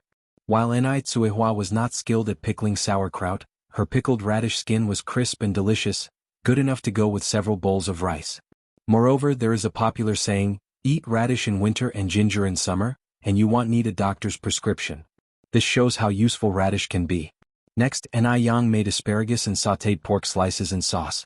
According to traditional Chinese medicine, asparagus not only has the effect of treating spleen and stomach heat, thirst, urinary incontinency and urinary tract pain, but also has the effect of treating hair loss and dry hair caused by blood dryness. With rising stress, hair loss becomes more severe, and asparagus can prevent hair loss. After cooking the asparagus, Yang immediately made stir-fried shrimp. Shrimp doesn't need much explanation, it's good for the breasts. It not only helps to enlarge the breasts, but also effectively prevents sagging. After preparing these dishes, Yang saw that there were some extra dumplings left over from the previous few days in the cabinet, so she fried a few dumplings as well. Chapter 285. Beat up the drowning dog, protect Yang. _2. Including the pan-fried dumplings, there were altogether 4 dishes. They were light and delicate, effectively eliminating the greasiness that had been accumulating in Qinggui and Quihua's stomachs for the past few days, making them feel pleasantly relaxed. Auntie I have something to discuss with you. Putting down her chopsticks, Yang looked up at Qinggui. Qinggui smiled and said, what is it, Yang? Yang continued, I've recently rented a shop in our city's Olay Mall, planning to open a physical store for crystal clear beauty. That's great news, exclaims Qinggui. Your crystal clear beauty products are so popular now, I'm sure the physical store will do very well too. Seeing Yang's business growing bigger and bigger, Qinggui was genuinely happy for her. Yang said, Auntie, I want to hire you as the store manager. She had been considering this for a long time. Qinggui was skillful and business-minded, that's why she was able to sell Yang's crystal clear beauty products so well. What's more, Yang completely trusted Qinggui. If she had to leave the shop to someone else, she wouldn't be at ease. Store manager?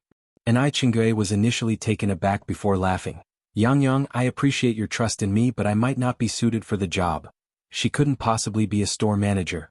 In her current job, she was just a clerk. Her everyday tasks were filing forms and answering phone calls, not exactly high-skilled work. Qinggui genuinely feared she wouldn't be suitable. Auntie you can do it, Yang said earnestly. You know crystal clear beauty better than anyone aside from me. Moreover, I don't have anyone else I can trust. Auntie, if you don't help me, then no one will. Originally, Qinggui was going to continue rejecting the offer, but Yang's last sentence made her hesitate. Since Yang trusted her so much, she couldn't let her down. Alright, Yang. If you insist, I'll give it a go. After a moment, Qinggui added, but I might not be able to start right away. I have to give my current employer a month's notice. Yang smiled, there's no rush, the shop is still being renovated. We're looking to open on the 2nd day of next month. That's good. Yang then took out a prepared contract. Auntie if you agree with the terms, let's sign the contract. Qinggui took the contract and was taken aback by its contents. Yang, why is my salary so high? 208 yuan a month.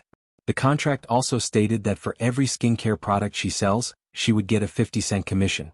Judging by the popularity of crystal clear beauty, she could easily earn 400 to 500 yuan a month.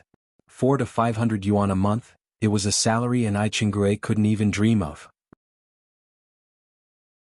Yang laughed, because you're worth the high salary, Auntie and I. Finding a good business partner isn't easy. If this were another time and place, Chingui would definitely be a top salesperson.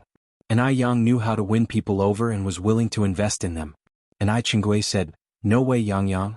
Your salary offer is too high. I can't accept it. If you insist on this, I won't feel comfortable signing the contract." Even though Chingui liked money, she felt undeserving of such a high salary. Yang's money didn't come easy. Instead of answering Chengui's statement directly, Yang laughed and asked, "Auntie and I, do you think him a fool?" Chingui paused before saying, "No way. Yang, how could you be a fool? If you were, there wouldn't be any smart people left in the world." Yang faintly smiled, "Exactly because I'm not a fool, I wouldn't make a loss. That's why I'm offering you this salary. Just because you are truly worth it. Auntie and I, if you refuse again, you're just being unnecessarily distant. Auntie and I, surely you would prefer to not let me hire a stranger?" Yang had made her point so strongly, it would be pointless to refuse any longer. Chingui laughed and said, all right, I'll sign." With that, Chingui signed her name on the contract. After the contract was signed, Yang said, "Auntie and I, having only you as the store manager won't be enough for the skincare shop. We need to hire 3 more salespeople. If you know anyone suitable, you can sign the contract directly with them. The salary will be 60 yuan a month." Chapter 286. Beat up the drowning dog, protect Yang. _3. Chingui nodded, "Sure, Aunt can be responsible for it. Considering the high salary Yang paid her monthly, she ought to take responsibility." On the 9th day of the year, Yang's skincare shop began its formal renovations. A 60 square meter shop, with a renovation period of 21 days. Since a physical store was being opened, the production of whitening, moisturizing creams and wrinkle creams would naturally have to increase. Therefore, Yang planned on adding 100 more boxes to the initially planned 30. This means that whitening moisturizing creams and anti-wrinkle creams will each be limited to 130 boxes per month, totaling 260 boxes when combined. Whereas facial cleansers, aloe vera gel and acne and spot removing creams are supplied without any limit. Before the physical store was opened, facial cleansers and aloe vera gel were consistently selling out. With a physical store now, these skincare products will surely sell even better, so Yang must prepare in advance to avoid running out of stock. The ingredients Yang uses in her skincare products are all natural plants. The most commonly used are milk, aloe vera and portulaca. Since Yang had previously started buying aloe in the village, most villagers started planting a fair amount of aloe at home. However, for portulaca, Yang still had to go to the vegetable market. Instead of buying outside, it'd be better to buy everything in the village. This not only ensures that benefits don't go to outsiders, but it also boosts Jianghu village's economic development. While having dinner, Yang was eating and thinking about this matter. "Mom, tell everyone tomorrow that our family will not only buy aloe, but also roses and portulaca. Fresh roses are 60 cents per jean and portulaca is 30 cents per jean." Hearing this, Tsuehua asked in confusion, Yang, what do you need roses for?" Yang replied with a smile, "For making rose hydrosol. Our ice muscle jade skin physical store is about to open soon, and I want to develop a new product." Aside from making rose hydrosol, Yang also wanted to make a high-end perfume with roses. But this plan had to be postponed because if roses were planted now, it would not bloom until May.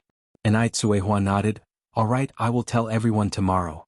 The next day, when Tsuehua informed everyone about Yang's plan to buy portulaca and roses, everyone was thrilled. Firstly because portulaca and roses were easier to care for than rice plants, and many complicated procedures like plowing, planting seedlings, harvesting rice, drying rice, etc. were eliminated. Secondly, the price was higher. At this time, 100 jean of rice was only sold for 6 yuan at the grain station. No wonder the life of farmers was so tough. 100 jean of rice was sold for 6 yuan, but 100 jean of roses could be sold for 60 yuan. This increased the profits by tenfold. In addition, portulaca is a weed, so not only can roses be planted on a piece of land, The ground underneath the roses can also be planted with portulaca. Killing 2 birds with 1 stone. This way 1 mu of land could earn at least 2 to 300 yuan. Previously, each mu of land could only make 20 to 30 yuan. This way, everyone's annual income could be at least 2 to 3,000 yuan. In the past this was unimaginable. After all, in the past, everyone's annual income was only 1 to 200 yuan. Those who could actually spend wisely would have dozens of yuan saved as a best-case scenario. After Enai Tsuehua left, everyone exclaimed that Enai Tsuehua must have accumulated good karma in her past life to have such an excellent daughter as Enai Yang in this life. Who wouldn't envy Enai Tsuehua in the village now? In fact, not only villagers envied Enai Tsuehua, people from other villages also envied the people of Jinghua village. Who wouldn't want such a lucky star that could boost the entire village economy? The second day Enai Qingrui went to work, he handed in his resignation to his manager. At this time, being a clerk at the tram company was equivalent to being a public servant in the future, indeed a stable job. There was even a retired pension. Therefore, his colleagues could not understand why Enai Qingrui wanted to resign. Jialan, a colleague who got along well with Enai Qingrui, said, "Qingrui, if you regret it now, it's not too late. How could you give up such a stable job so easily?" Enai Qingrui laughed. "Xiaolan, I don't regret it." Jialan sighed. Enai Qingrui continued, "Xiaolan, why don't you quit too? Then come to work with me, the salary is double what you're making here." Jialan widened her eyes incredulously. "Qingrui, have you gone mad? You're actually asking me to work for an individual business operator?" Working for an individual business operator was already considered the lowest level job. One can only imagine how humble it must have been to work for one.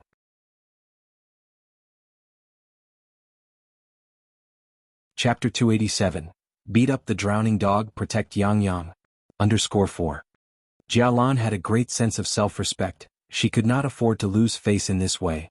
To each his own, and Enai Qingrui wasn't upset. He laughed and said, "What's wrong with being a sole proprietor? The skin whitening and moisturizing cream you love to use was invented by a sole proprietor. Without them, would you have access to such great products?" Jialan continued, "That's different. I would never work for a sole proprietor."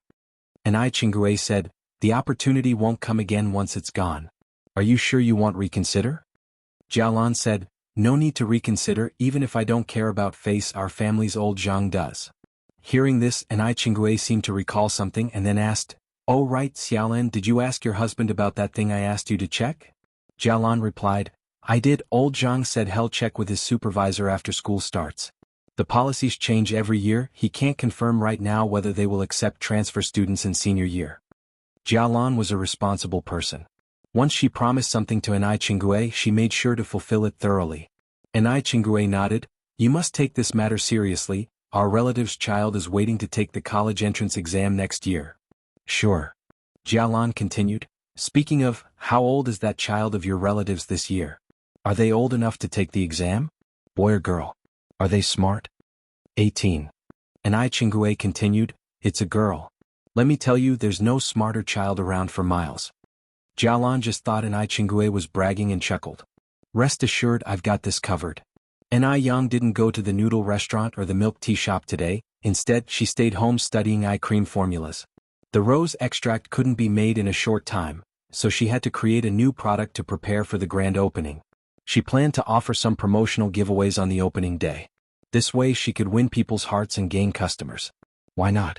It took Enai Yang 3 whole days at home to invent an eye cream intended to lighten dark circles.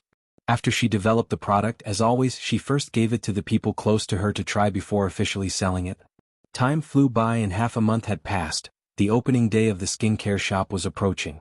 On February 2nd, the day of the dragon's head, erected. On the day when her skincare shop, Flawless Fair Skin, opened, Enai Yang did not show up as the boss. She left everything to Enai Qingrui. Knowing that Flawless Fair Skin was opening on February 2nd, Zhou Hua came early in the morning. She didn't come empty-handed, she brought a gift. Enai Yang had been so kind to her, she couldn't afford to be stingy in return. "Is Yang here?"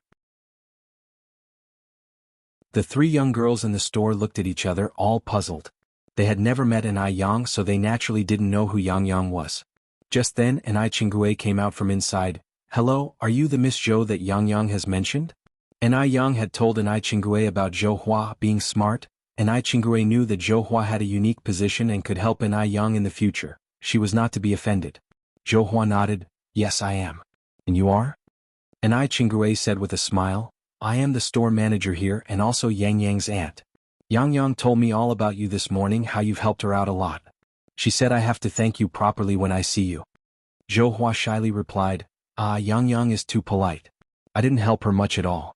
On the contrary, she helped me a lot. You have no idea how bad my skin used to be.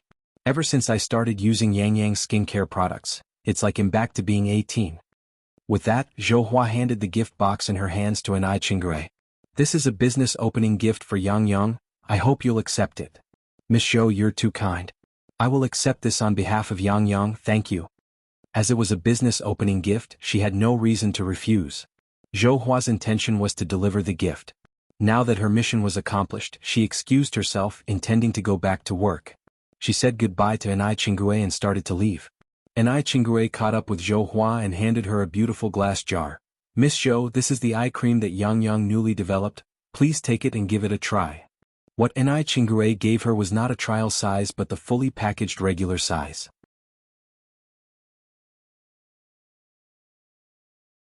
Chapter 288. Beat up the drowning dog, protect Yang Yang. _5. Although Zhou Hua was quite tempted, he still refused. Miss, you are too polite. I really can't accept any more. Anai Qingrui said with a smile.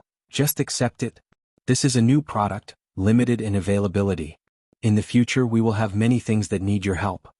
Hearing this, Zhou Hua had no choice but to reluctantly accept it. At 10 in the morning, the mall officially opened for business, and so did Ice Skin Jade Skin. Thanks to the previous promotional efforts by Lin Pingping and Wang Meifeng, and the excellent reputation of Ice Skin Jade Skin, half of the wrinkle cream and whitening moisturizer were sold on the opening day. The day's turnover reached almost 20,000 yuan. The turnover from just the whitening moisturizer and the wrinkle cream was more than 14,000 yuan. The rest came from the sales of facial cleanser and other skincare products.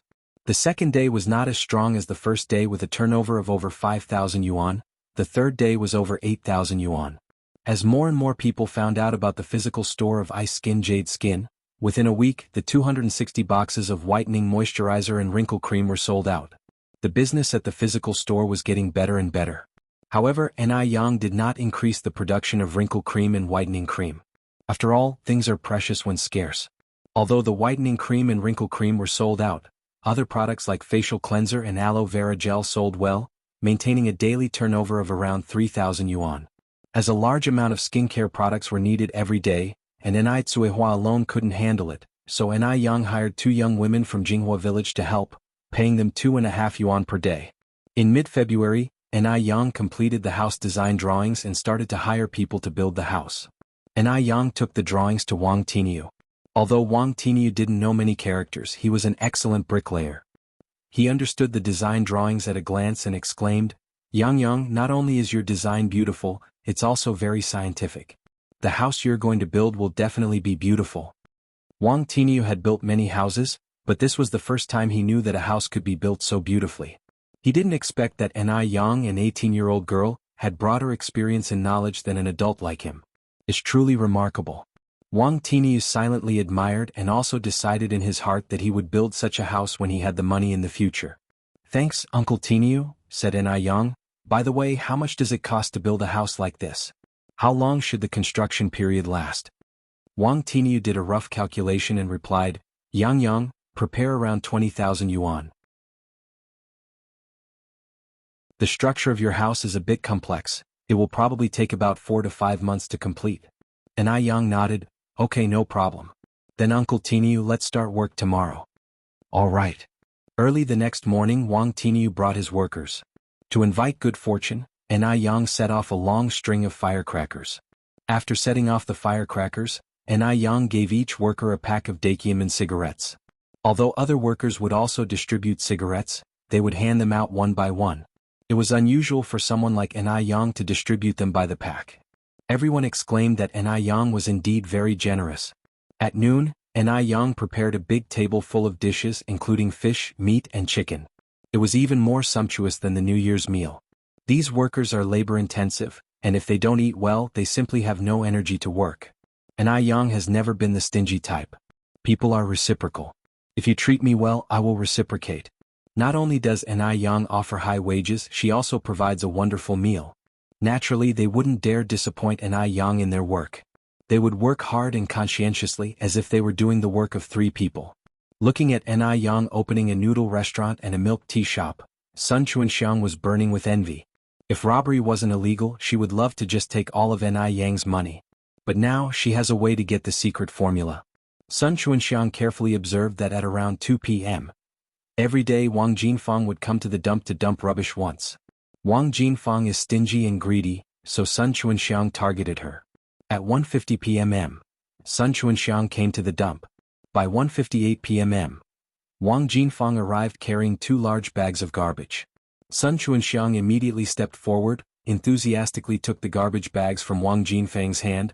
"Big sister, you're here to dump the garbage again."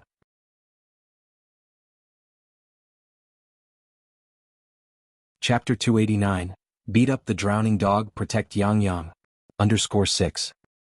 Wang Jinfeng looked at Sun Chuanxiang apprehensively. "Who are you?" Sun Chuanxiang smiled and said, "My last name is Sun, my family's shop is right on the snack street next door."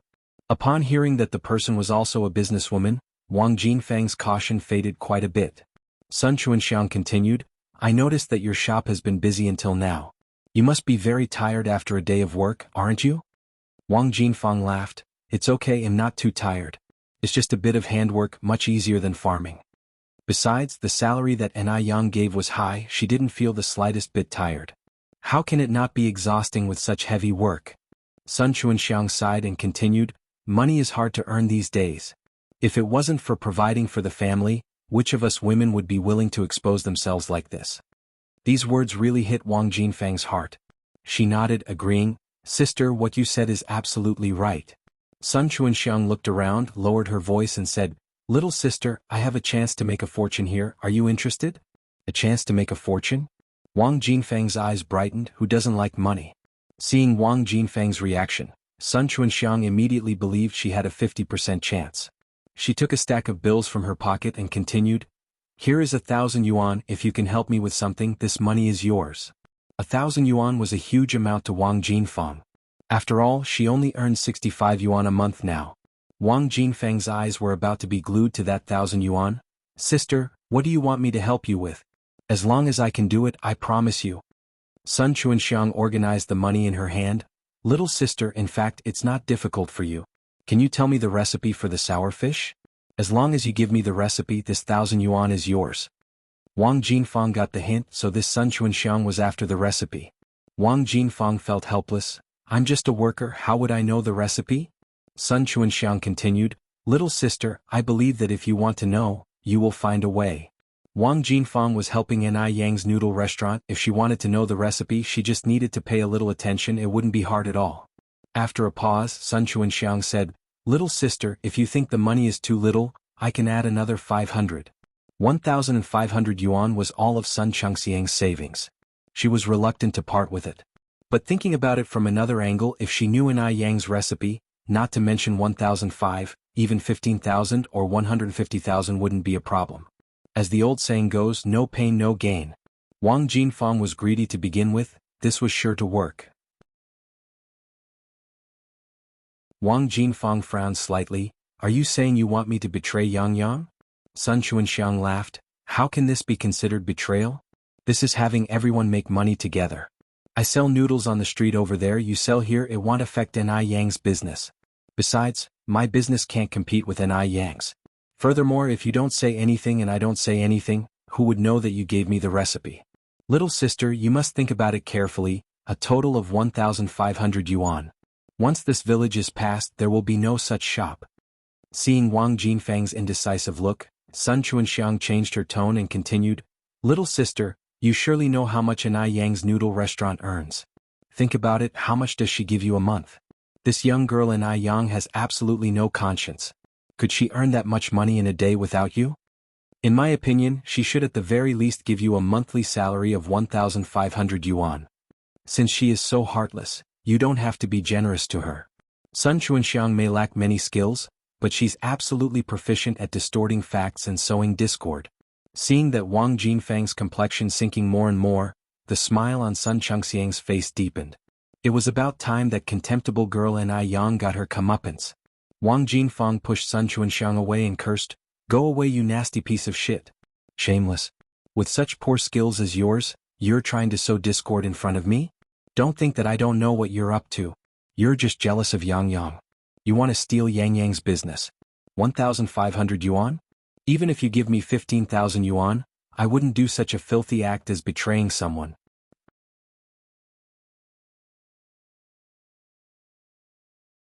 Chapter 290, Beat Up the Drowning Dog, Protect Yang Yang. _7 Sun Chuanxiang didn't see it coming and was pushed straight to the ground by Wang Jinfeng, her joints aching from the fall. And that wasn't all. Before leaving, Wang Jinfeng spat on Sun Chuanxiang and sneered, "Pa, cheap tramp." Although Wang Jinfeng loved money, enjoyed taking advantages, playing little tricks, and behaved shrewdly and aggressively, it could never be possible for her to betray Ni Yang. Ni Yang was their village's lucky star. She may betray anyone but not Ni Yang. Not only would she not betray Ni Yang, but she would also keep an eye on the business for her, guarding against anyone who might betray Ni Yang out of greed or temptation. If anyone dared to sell their conscience and do something treacherous to Ni Yang, she would tear them apart herself. Sun Chuanxiang hadn't anticipated such a reaction from Wang Jinfeng. Not only did she fail to get the lamb she wanted, but she also wound up in deep trouble. Had she not offered enough money? It was a full 1,500 yuan. For perspective, that was 50 times the monthly wage of an average worker and enough to pay for 4 years' wages. What exactly had Ni Yang done to make Wang Jinfeng so loyal to her? Infuriated, Sun Chuanxiang was almost bursting. Undoing the buttons of her coat, she took it off, soaked with spit, and walked away cursing obscenities. Initially, Wang Jinfeng didn't take it seriously, let her curse, it wasn't skin off her nose. But when Ni Yang's name was mentioned, she lost her cool. It was one thing to curse her, but to disrespect Ni Yang? She wouldn't stand for it. Wang Jinfeng quickly turned around and charged at Sun Chuanxiang, grabbing her hair. "Who the hell told you to insult Ni Yang? You cheap slut. Trash. Your whole family is trash." Wang Jinfeng was known for her many fights with the women in the village. Avoiding any visible areas like her face or head and aiming for the private parts, she hurt Sun Chuanxiang, who was screaming out in pain without leaving any trace of injury. It was afternoon, everyone was either resting or working and the dumping ground was remote. No one came to Sun's aid despite her desperate screams. "Stop, stop. They'll never do it again." In desperation, Sun Chuanxiang pled for mercy. Only then did Wang Jinfeng stop, feeling satisfied. "If I hear you bad-mouthing Ni Yang again, I'll tear your filthy mouth," she warned. I won't anymore." Sun Chuanxiang whimpered like a drenched dog. Wang Jinfeng dusted her hands off and walked away. Upon returning to the noodle restaurant, Wang Jinfeng stayed vigilant in case Sun Chuanxiang sought help. Today had been truly infuriating for Sun Chuanxiang. Not only did she fail to achieve her goal, but she was also beaten. She couldn't bear the embarrassment if this got out. In the mall. Although the shop by Skin Jade Face wasn't always busy, they rarely failed to make a sale when a customer came in. And each transaction was above 120 yuan. As skincare products often sold as sets. Ni Qingui was applying lipstick when a familiar voice filled the air. "Qingui." Looking up, she saw her old colleague Jialan. "Xiaolan," exclaimed Ni Qingui, "aren't you supposed to be at work today?" Jialan chuckled. "I swapped shifts with someone to come to see how you're doing here. How's your job?" "Not bad." Ni Qingui nodded. Actually, you could tell that Ni Qingui was far better off working here than at the tram company. Embellished with golden necklaces, earrings, rings, you couldn't even guess her actual age. She exuded luxury and class. And her skin condition was extraordinarily good. Looking around the store, Jialan regretted not accepting Ni Qinggui's invitation before. However, prestigious as this place was, in the end it was a job at a private business. Saying she worked at the tram company still carried more prestige. With her mind racing, Jialan spoke up. "Qinggui, I'm here to talk about the transfer student issue. My husband said, there will be an entrance exam for the city high school in June. If the grades are up to par, you could be admitted as a transfer student and sit the National University entrance exam next year." Given her husband's position, it was possible for Ni Yang to get directly into his class without an exam. However, if her marks were poor, they might affect the class overall results and his reputation as an excellent teacher. Therefore, he had given up on the inside track and suggested that Ni Yang take the entrance exam. "Really? asked Anai Chingue, visibly excited. Jialan laughed. Do I have any reason to lie? The entrance exam is 3 more months down the line. Encourage your relative's kid to hit the books. I have already reserved a spot for her. Her admission as a transfer student depends on her. Xiaolan, I can't thank you enough, said Anai Chingue, hugging Jialan in excitement. Even though Jialan had only helped her with a reservation, it alleviated a lot of unavoidable trouble. For an outsider, registering for the local school's transfer student entrance exam was not easy. It would necessitate calling on contacts. Jialan laughed and said, Come on Chingue, we've been colleagues for many years. Why the formality? Oh, I heard that Ice Skin Jade Face has a new product out. Is that right? Jialan was no charity worker. She wouldn't help Anai Yang sign up for nothing. Anai Chingue was no fool and she understood Jialan's implications immediately. She quickly handed over a box of eye cream to Jialan. Yes, this limited edition eye cream is the last one this month. They'll give you a 50% discount. Jialan glanced at the price tag. Wow, 108 yuan. This meant she just saved a whopping 54 yuan.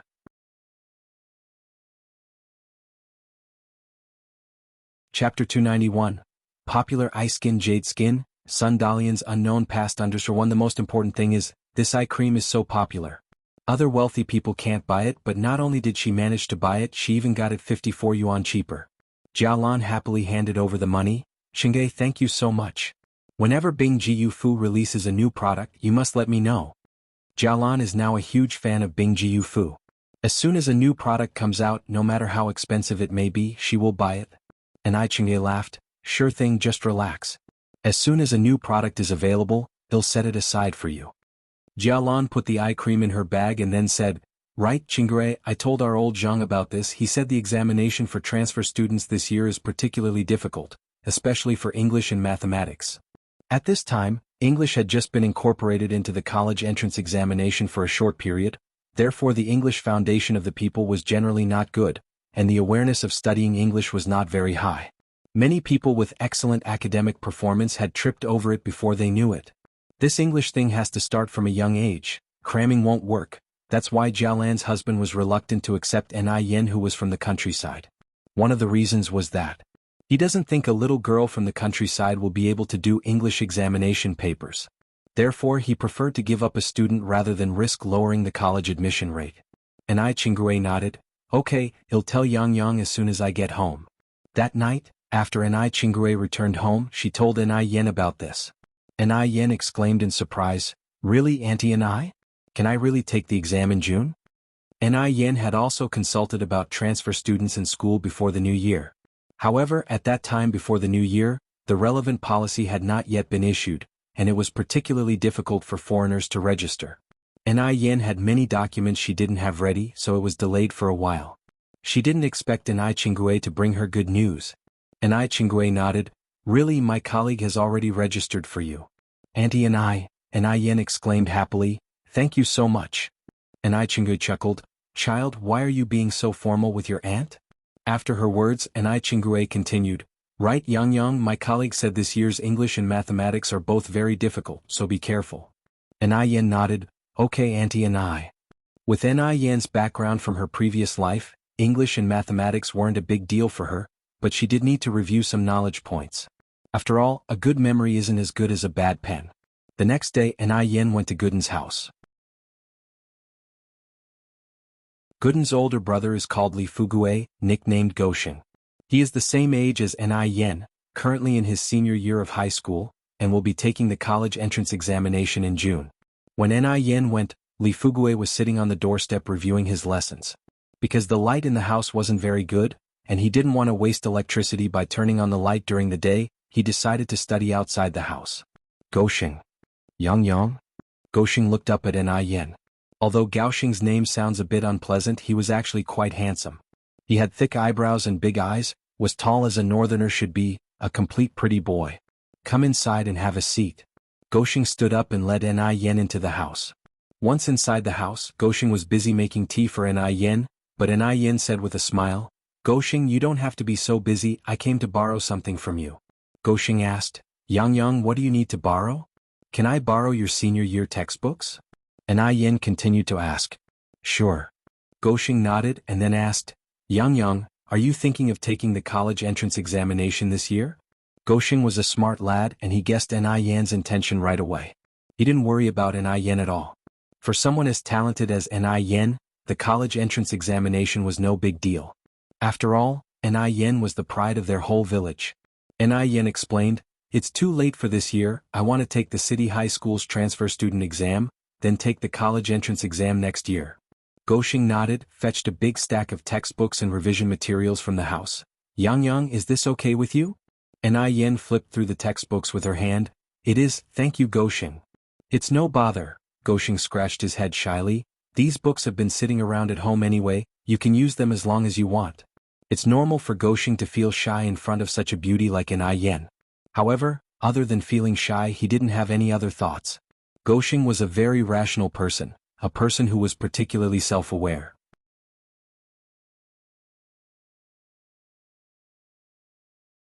Chapter 292. Popular Ice-Skin J Beauty, The Unknown Past of Sundalian_2. Well, I'm leaving then Goshing. The stack of books was quite heavy, weighing at least 10 to 20 pounds. Goshing was about to offer to help Ni Yang carry them home when he saw her easily lift the stack with one hand and stroll off as if the books weighed nothing at all. She was stronger than he expected. Goshing marveled in silence. After Ni Yang returned home, she began reviewing her lessons even though she had been out of school for quite a while. To her surprise, she didn't have any difficulties doing so. Ni Tsuehua was aware that her daughter was studying and made sure to lower her voice to not disturb her. Not until the afternoon did Ni Yang come out of her room, stretching lazily. Yang, you must be tired from reading for such a long time. Have some milk tea first, Ni Tsuehua said, bringing her a cup of milk tea. Ni Tsuehua was intelligent. In less than half a year she had already mastered the art of making milk tea and even created new flavors. Thanks Mom. Ni Yang took the milk tea and gulped down more than half of it in one go. After finishing her milk tea she went to the kitchen to prepare a snack for the workers building the house next door. After some thought Ni Yang decided to make lard pancakes. In a time when everyone lacked oil and fats in their diet, no one would appreciate any other kind of snack. An hour later, Ni Yang had prepared a basket full of lard pancakes. The lard pancakes were golden on both sides. They were crunchy and oily, winning everyone's approval. After several days of hard work, the basic structure of the house had taken shape and the walls were already half a meter high. Wang Tiniu, who was munching on a lard pancake, came over with the blueprint. Yang, I still don't quite understand this part of your plan. What is this pipe for? Ni Yang glanced at the blueprint and explained with a smile. This pipe is for drainage. This is the bathroom. Bathroom? The term was new to Wang Tiniu, leaving him a bit confused. Ni Yang paused to let Wang Tiniu finish his pancake before explaining, the bathroom is where you take a bath and use the toilet. In rural areas the toilet was just a toilet. For baths, people would simply fill a large wooden basin and wash up in their rooms. Wang Tiniu had never heard of bathing in the toilet before. Yang, won't it stink? He asked. At this time rural toilets were basically large pits surrounded by a wooden frame and covered with a cloth curtain for privacy. In winter it wasn't so bad, but in the summer, it was unbearable. Not only did it smell terribly, but it was also full of flies and maggots. Every time Ni Yang had to use the facilities, it was a mental struggle for her. Wang Tiniu could not picture how one could possibly bathe there.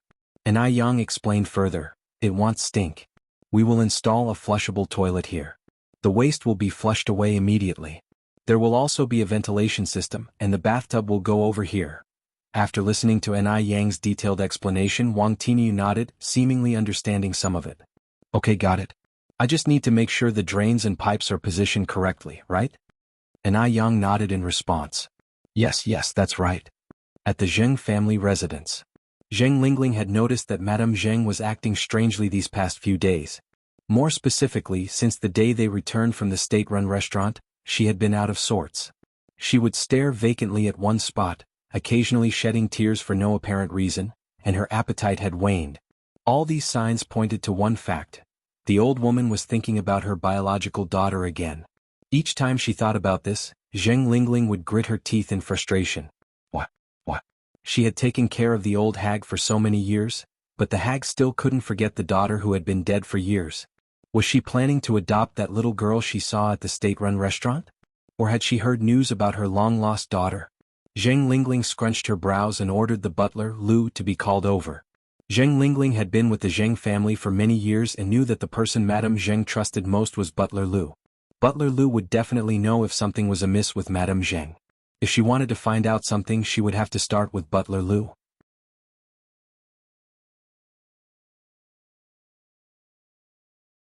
Chapter 293, Popular Ice Skin Jade Skin, Sun Dalian's Unknown Past _3. Madam, you called for me. Zheng Lingling stood up with a smile. Uncle Lu, you don't need to be so formal with me, please have a seat. Strictly speaking, Butler Lu could be considered someone who watched Zheng Lingling grow up, hence it was appropriate for her to address him as Uncle Lu. However, Butler Lu stood upright. Madam, without rules things will not stand. It's not right for me to sit. Butler Lu was a very loyal person, but also had a peculiar temper. In his mind, a master was a master and a servant was a servant. Where was the reason for a servant to sit with his master? Butler Liu's loyalty seemed to be seen differently through Zheng Lingling's eyes. She thought that Butler Lu was deliberately showing his displeasure to her because of his long tenure at the Zheng family, thus the refusal to sit. After all, she was only the adopted daughter of the Zheng family, from the elders to even the most ordinary servants, none of them ever took her seriously. How infuriating. Zheng Lingling suppressed the anger in her heart, deliberately probing. Uncle Lu, the matter my mother asked you to investigate some time ago, how are things going? Butler Lu asked in surprise. The old lady hasn't asked me to investigate anything recently. Zheng Lingling laughed. Uncle Lu, there's no need to hide it from me. We are all family members. I also very much hope to find Tingting. As I watch my mother lose weight day by day, my heart aches too. In this house, I much more than anyone else hope to find Tingting. Please tell me honestly, do you have any news about Tingting? It would be better for me to have some certainty, rather than being blindly anxious. Zheng Lingling's words were moving, and her eyes even began to redden, looking every bit the good daughter and good sister. Butler Lu, having the ability to be a butler, was not a pushover. He didn't reveal any emotions. Miss Tingting has been missing for 34 years, and the old lady has been looking for her for 34 years. But after all these years there has been no news. The old lady has actually given up hope a long time ago. Zheng Lingling wiped her tears. Uncle Lu, did my mother really not ask you to look for Tingting? Really not. Zheng Tingting continued. After so many years, my mother has only me as her child by her side. I don't know if she would want to adopt another child. If she does, I have a suitable candidate. Butler Lu glanced at Zheng Tingting. Madam, you jest. Miss Sun is already 19 years old. How could the old lady still adopt children? Zheng Lingling separated from Butler Lu, realizing she wouldn't get any information from him, so didn't say much more. Butler Lu then said, Madam, if there's nothing else, I will take my leave. Zheng Lingling nodded. Please take your time, Uncle Lu. Butler Lu turned and left. Zheng Lingling watched Butler Liu's retreating figure, a malicious gleam in her eyes. Mom, do you think we're overthinking? Zheng Xianjing came over from behind. Zheng Lingling curled her lips. That old man is just stubborn. Mom, Zheng Xianjing squinted her eyes. What do you mean by that? Zheng Lingling didn't directly respond to Zheng Xianjing's question. Instead she said, Go, call Xiaolu over. Xiaolu was Butler Liu's son. Despite being wise his entire life, his son was not half as smart as he was. Zheng Xianjing glanced at her watch. Mom, I don't have time, you can tell Ms. Li to call him. As she finished, Zheng Xianjing picked up her bag from the sofa and quickly walked outside. Xianjing, where are you going? Zheng Lingling stood from the sofa, looking seriously at Zheng Xianjing. Zheng Xianjing turned her head. I am just going out for some fun, Mom, what is it? Zheng Lingling asked with a frown. Are you going to see that worthless sixth son of the Mo family again? Zheng Xianjing said quietly. Mom, what are you thinking about? How could I possibly go and see that waste? Last time I was blind enough to mistake fish eyes for pearls. Don't worry, Mom. There won't be such a situation again.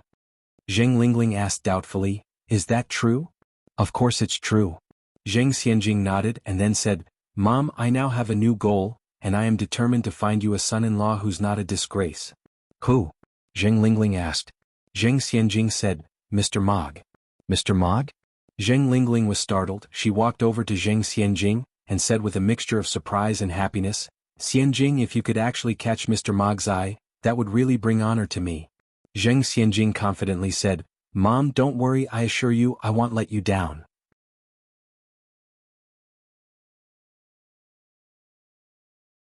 Chapter 294. Popular Ice Skin Jade Skin, Sun Dalian's Unknown Past _4. Zheng Lingling continued, "So, you've met Mr. Mog in person?"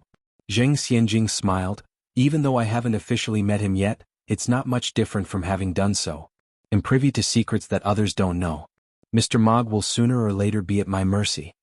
Zheng Xianjing had never lacked self-confidence. After all, she was beautiful and from a good family. Who in all of Beijing could compare with her? Zheng Lingling looked at Zheng Xianjing, her face full of satisfied smiles. She was ambitious and aspired to greatness. This was her daughter Lingling's daughter. Compared to a good-for-nothing like Immortal, how could he ever be worthy of her precious daughter? "Mom, I won't keep you any longer, I'm going." Zheng Xianjing turned to leave. "Wait," Zheng Lingling called to Xianjing once again. "What is it, Mom?" Zheng Xianjing looked back. Zheng Lingling touched her face. "If you're going to the mall, remember to bring back a box of anti-wrinkle cream and a moisturizing whitening cream for me. Oh, and my facial cleanser and aloe vera gel are also running out. Get me a bottle of each." No woman lacks a love for beauty, and Zheng Lingling was no exception. For the past half a year she had been using the Ice Beauty skincare products, and her skin was in very good condition. Not only Zheng Lingling, pretty much the entire circle of elites was using Ice Beauty. Zheng Xianjing said helplessly, "Mom, are you kidding me? The whitening moisturizing cream and anti-wrinkle cream are all limited edition products. It's the end of the month, how could there possibly be any left?" Zheng Lingling sighed, "Then just get the facial cleanser and aloe vera gel. The whitening moisturizing and anti-wrinkle creams can wait until the beginning of next month. I'll have Mrs. Li pre-order them." "Alright, I got it." Zheng Xianjing nodded and left. After Zheng Xianjing left, Zheng Lingling had someone to bring Xiaolu. Compared to his father, the butler Mr. Lu, Xiaolu was far from competent. He was like a mouse in front of a cat when he saw Zheng Lingling. Zheng Lingling grilled him for a long time, but Xiaolu only managed 2 sentences. "No, I don't know." Zheng Lingling was so angry but didn't show it. She waved her hand to dismiss Xiaolu. No way. It seemed she had to hurry up and get that old man to make a will. Otherwise she wouldn't have a day of peace. Thinking this, Xinjing put her anger aside and headed to the kitchen. In the kitchen, several servants were chatting. Seeing Zheng Lingling, they all flattered with smiles. "Madam is here to make chicken soup for the old lady again. Madam is so filial." Zheng Lingling's filial piety was evident to everyone in the Zheng family. She not only personally did the laundry for Mrs. Zheng but also personally made chicken soup and all kinds of tonics for her every day. A few days studying at home, Yang found an opportunity to visit the noodle restaurant and the milk tea shop. On her way there, Yang saw a man riding a bicycle. Dressed in a white shirt, black suit trousers and black leather shoes. Somehow, seeing this outfit reminded Yang of Immortal all of a sudden. Speaking of which, it's been quite a few days since she last saw Immortal. What was he busy with these days? With these thoughts, Yang quickly arrived at the noodle restaurant. Both the noodle restaurant and the milk tea shop were booming. It was mealtime and there were endless customers. As soon as Yang arrived, she began to help out. In a daze, she thought she heard someone outside calling Yang. Yang put down what she was doing and went outside to check. Outside, besides people queuing for noodles, there were only passerbys. Who was calling her? Yang wiped her hands on her apron and turned to head back inside the noodle restaurant. During the lunch break, Yang went to the mall. Because she had given Chengui a heads up in advance, he didn't reveal to the others in the shop that she was the owner of Ice Beauty. He only said that she was his niece. The shop wasn't always full of people, but the daily turnover was even higher than the noodle restaurant. Because the skincare products were expensive, each person who came in would spend about 100 yuan. Thus, only 30 to 40 customers per day would be enough to bring in a considerable turnover. "Aunt, these milk teas are for you to drink." Yang handed the bag of milk teas she was carrying to Chengui. Chengui accepted with a smile. "Yang, you're too kind." Besides Chengui, there were 3 other young girls in the shop. They were called Wu Jing, Zhou Xingxing and Tao Wan respectively.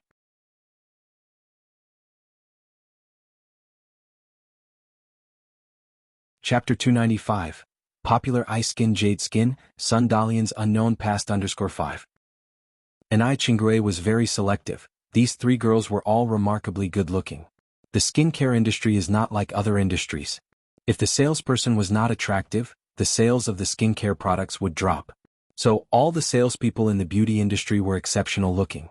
Additionally, Ni Yang had quietly observed that the service attitude of these two girls was quite good. Compared to other sales guides in the mall, they were much better.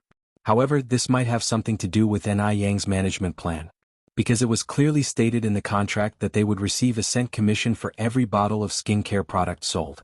Who doesn't like money? Ni Qingui distributed the milk tea to the three girls. This is the milk tea that Yang Yang bought for you. The three girls thanked her in unison. Thank you, Yang Yang. Ah, I know this milk tea place. This is their upgraded version. It has grass jelly and tapioca pearls. It cost 50 cents a cup. Normally there's a long queue to buy it. It tastes so good. I will buy it after work. While they were drinking the milk tea, Ni Yang looked around in the shop. Ni Yang was attractive. Even if she was behind a glass door, she still attracted many customers. Ni Yang was very professional in recommending skincare products, and in no time she had made 800 yuan in sales. The three girls were stunned. This is amazing. Although the skincare shop was profitable, Ni Yang was still not satisfied because she couldn't always sell the same skincare products. If she remained stagnant, she would be eliminated by the market. Even though she had decided to develop rose water before rose water, Ni Yang wanted to research a new product. What should she research? She already had facial cleansers, aloe vera gel and various creams. Right. She could research face masks. Currently there were no face masks in the market. In Ni Yang's memory, face masks were introduced to China by the Divine Water brand in 1993, and it was loved by all. The Divine Water brand was from our country. How could our country monopolize all the good things? As far as Ni Yang knew, the material for the first-generation mask was non-woven fabric. There was no production of non-woven fabric in Beijing. The only place that could produce non-woven fabric for beauty products was Guangguan. Guangguan was hailed as a beauty paradise in later generations. It was the first stop for many foreign skincare brands when they entered China. As long as there were designs, one could find manufacturers in Guangguan that could produce non-woven fabric face masks. As Ni Yang was thinking and wandering around in the shop, she already had a detailed plan. After staying in the shop for a while, she said goodbye to Ni Qingui. The moment Ni Yang left, the three girls gathered around Ni Qingui exclaiming, "Sister Qingui, your niece is so beautiful. She looks even better than the movie stars on TV." There wasn't a trace of flattery in the eyes of the three girls. They genuinely thought Ni Yang was beautiful. Hearing others compliment that Ni Yang was beautiful, Ni Qingui was also very happy. She said with a smile, "Of course, could my niece be anything but beautiful?" Wu Jing's eyes wandered for a moment, then she said, "Sister Qingui, does Yang Yang have a boyfriend yet?" "No." Ni Qingui shook her head. Wu Jing continued, "Sister Qingui, my aunt's son is 21 this year. Although he is not as good-looking as Yang Yang, he is a public servant. Could you help Yang Yang by mentioning him?" Being a public servant was a big deal in this era. Who knows how many girls would fight to marry one? No. Ni Qingui shook her head repeatedly. Yang Yang is going to college. When would she have time for a relationship? With that said, Wu Jing had to give up this idea. It wouldn't matter if Ni Yang didn't go to university, but if she did, being as beautiful as she was, she could marry any kind of man she wanted in the future. Just as Ni Yang left Crystal Radiance on the first floor, she could hear a strange female voice behind her. "Ni Yang?" Ni Yang turned around and saw a young girl carrying big and small bags. Who was this? Ni Yang was stunned for a moment, then she realized, wasn't this her cousin Lu Xianxia? Ni Yang, long time no see. Lu Xianxia stood in front of Ni Yang in a haughty manner. Her eyes were full of endless mockery and disdain. Ni Yang responded in a neutral tone, "Do you need something?" Lu Xianxia said, "Ni Yang, let me tell you, I'm not the former Lu Xianxia anymore. I'm now Gu Xianxia. Take a look at this and this. This is the whitening moisturizer from Crystal Radiance. This is anti-wrinkle cream.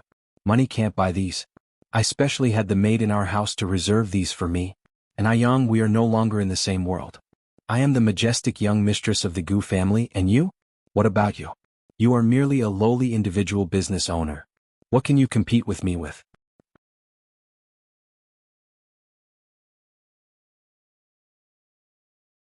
Chapter 296, Popular Ice Skin Jade Skin, Sundalian's Unknown Past _6. When she got to her last words, Lu Xianxiang felt incredible exhilaration. She could finally trample all over this country bumpkin who came from the rural areas. Lu Xianxiang, having been a common worker's daughter for over a decade, had finally turned her life around and became a lady of wealth, and of course she wanted to show it off. Your mom remarried? Yang raised her eyebrows slightly. For someone like Lu Wan who was money-obsessed, it wasn't surprising that she chose to remarry. It seemed like Lu Wan had latched onto some kind of rich big shot this time. The Gu family. Yang frowned slightly. There were not many people with the last name Gu in Beijing's circle of wealthiest families. Moreover, Lu Wan was not young and had a daughter. It was unlikely that she would have many suitors. My mom married into the Gu family. Lu Xianxia did not feel that there was anything low about her mother's actions. In fact, she was rather proud of it. Do you know the Gu family? One stomp of my father's foot, and Beijing would tremble. Yang, if you kneel down now and bow your head 3 times, he'll forget about the times you've wronged me in the past. Otherwise, I will have my father chase you out of Beijing. Your stepdad is Gu Yaozu? Yang continued. It seemed like her father was quite famous. Even a country bumpkin like Yang knew about him. Feeling even more triumphant at this moment, Lu Xianxia thrust out her chest and said, "That's right, Gu Yaozu is my dad. So what, are you scared now? If you are, you should kneel down before me at once." Yang laughed lightly. Are you sure Gu Yaozu is your father? Of course. Lu Xianxia lifted her head arrogantly. Yang then said, That's strange. Isn't Gu Yaozu old enough to be your great-grandfather? He's not 90, he's at least 80, right? Lu Xianxia, you flaunting the benefits your mother gets for selling her youth and her body? It's really quite disgusting.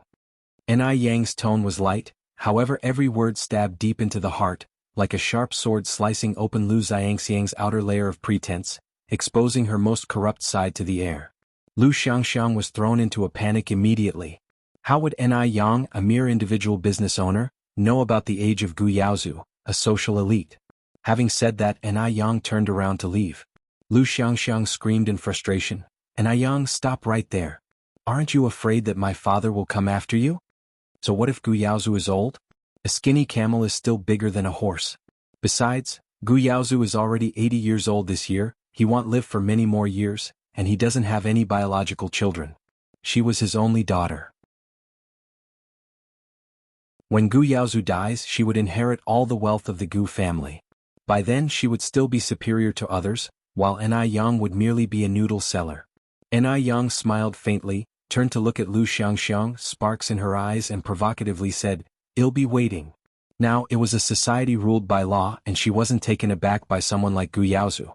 Moreover, whether Gu Yaozu would stand up for his stepdaughter Lu Xianxia was still an uncertainty. In her past life, Yang had had business dealings with Gu Yaozu. She knew him too well. In her previous life, Gu Yaozu had married a young and beautiful wife who was 45 years younger than him. The young wife had stayed with Gu Yaozu for 18 long years. Just as she was about to inherit his wealth after his death, she didn't get a single cent. Because Gu Yaozu had written a will long ago, donating all his assets to impoverished mountain areas. So, the young wife had wasted 18 years with him and ended up with nothing in the end. As it could be seen, Gu Yaozu was even more ruthless than a wolf. But at that time Yang had never imagined that Gu Yaozu's young wife would be Lu Wan. Lu Wan really pushed it to the extreme.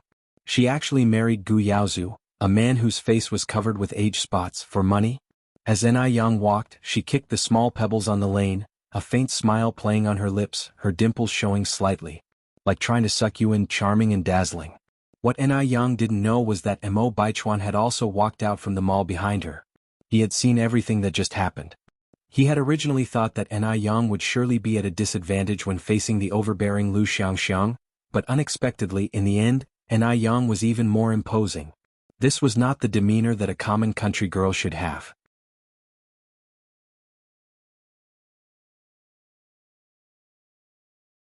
Chapter 297. Popular Ice Skin Jade Skin, Sun Dalian's unknown past. Under 7 his gaze was unconsciously drawn to Yang. This feeling was very strange. He didn't know what kind of person Yang was. She seemed a bit different from what he had imagined. Mo Baichuan squinted. Only when he could no longer see Yang's figure did he finally leave. The mantis stalks the cicada, unaware of the oriole behind. At this moment, Xianxia emerged from behind Mo Baichuan, her face filled with a gloomy expression, her eyes filled with malice as if she were poisoned. Mo Baichuan's attention was ultimately drawn away by Yang. No, she absolutely couldn't let anyone steal her stuff. Mo Baichuan could only belong to her. It seems she could no longer simply sit idly by. Xianxia clenched her fists. If you looked closely you could see her entire body was trembling. Yang went straight to the detective agency. Miss you're here, Xiaozhou greeted Yang with a smile. Please have a seat. Yang leaned over to sit down on the bench. Mr. Xiaozhou, the matter I asked you to check last time, is there any progress? It's been clarified, Xiaozhou continued. Sun Dalian gave birth to a child when she was 16 with a local scoundrel. The following year, before the child had even turned 1, she ran off with her mother and there was no news of her thereafter. According to the villagers, Sun Dalian seems to have died in a car accident. After the investigation, this was the only shocking thing about Sun Dalian's past, so Xiaozhou of course brought up the most important part. Is the information reliable? Yang's eyes lit up. So this was why Xianxia had changed her name and was so afraid of her past being known. It was because of this. An unwed mother, yet she still wanted to marry into the Mo family. TSK, her ambition was truly not small. Of course it's reliable. Xiaozhou handed Yang the file bag in his hands. Here are the details of the male's family residence and some other information. Yang opened the bag and read through the documents at a glance. After reading, Yang lifted her gaze to ask, is that child still alive? He's still alive. Xiaozhou replied, the child is now 5 years old and is being raised by the father, but their life is very tough, barely surviving by deceit. Yang nodded, all right, I understand. Thank you, Mr. Xiaozhou. You're welcome, Xiaozhou smiled, it's all part of our job. After leaving the detective agency, Yang went to the vegetable market to buy groceries. Having such significant news, she of course needed to celebrate properly. When Yang returned after shopping, she immediately sensed that something was amiss. Someone was following her. Moreover, there was more than one. Yang slightly raised her eyebrow, maintained her pace and turned into a dead-end alley ahead. Just then, a dark figure rushed towards Yang's back, while another person tried to bag her head with a sack. Yang's ear twitched and in a flash she lifted her right leg. A perfect backspin kick followed. With a thud, the man with the sack was kicked to the ground. The other man seeing this was scared and immediately turned to flee. My God, that's so terrifying. Was this really the action of an 18-year-old girl? The fleeing man wet himself in fear as he ran, filling the air with a disgusting urine odor. Yang frowned slightly, deciding not to chase after him and kicked the man on the ground. What's your name? Who sent you? Please spare my life, sister. I'll tell you everything.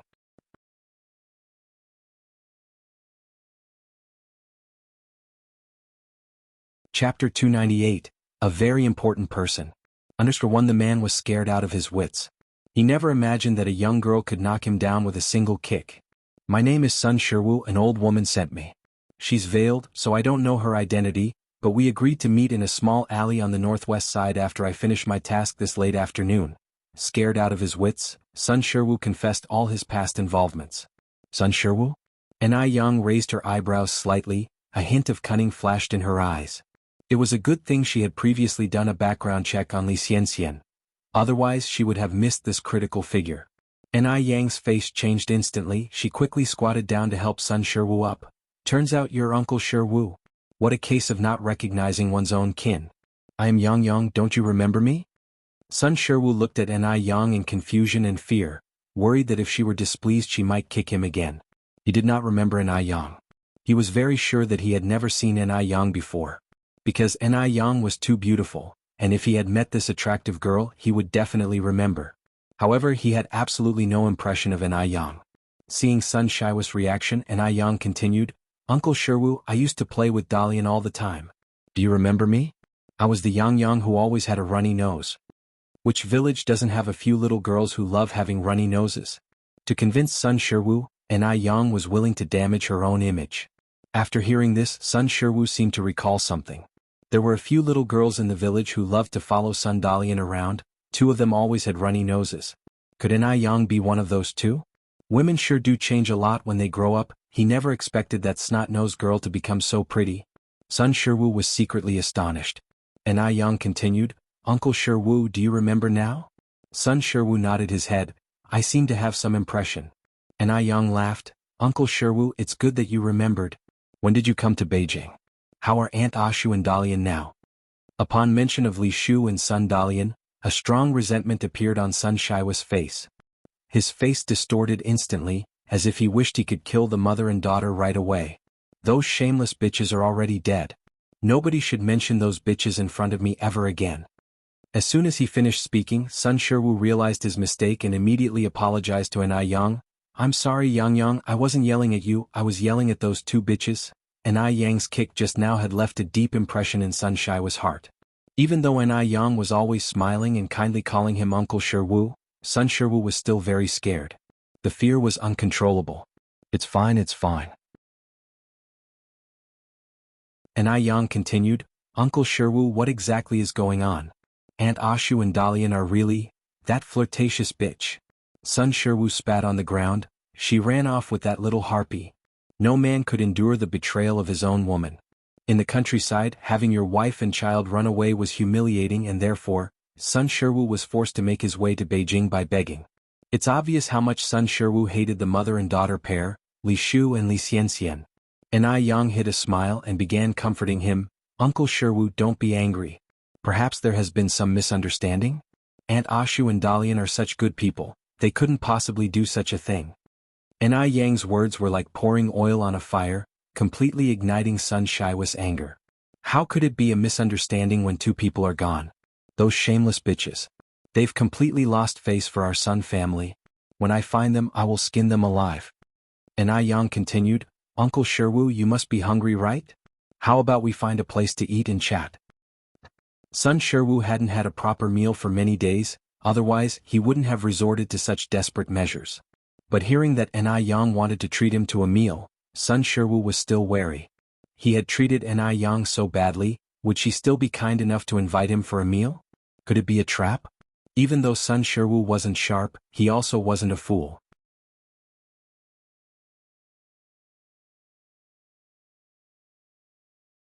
Chapter 299. A very important person. _2. Anai Yang seemed to discern Sun Shiwa's wariness and continued, Uncle 15, it's kismet that we fellow townsfolk bumped into each other in such a large city like Beijing. You're my elder, so it's only right that I treat you to a meal. I know of a restaurant with amazing braised pork ahead. The chicken soup there is also good, and so is the lamb noodle stew. Sun Shiwa's eyes were practically gleaming and he kept swallowing hard. Meat. He hadn't had meat for nearly half a year now. No matter what. As long as he could devour some meat, even dying wouldn't matter. Even in death, he'd be a spirit satiated by meat. Sun Shiwu squared his courage and continued walking with Anai Yang.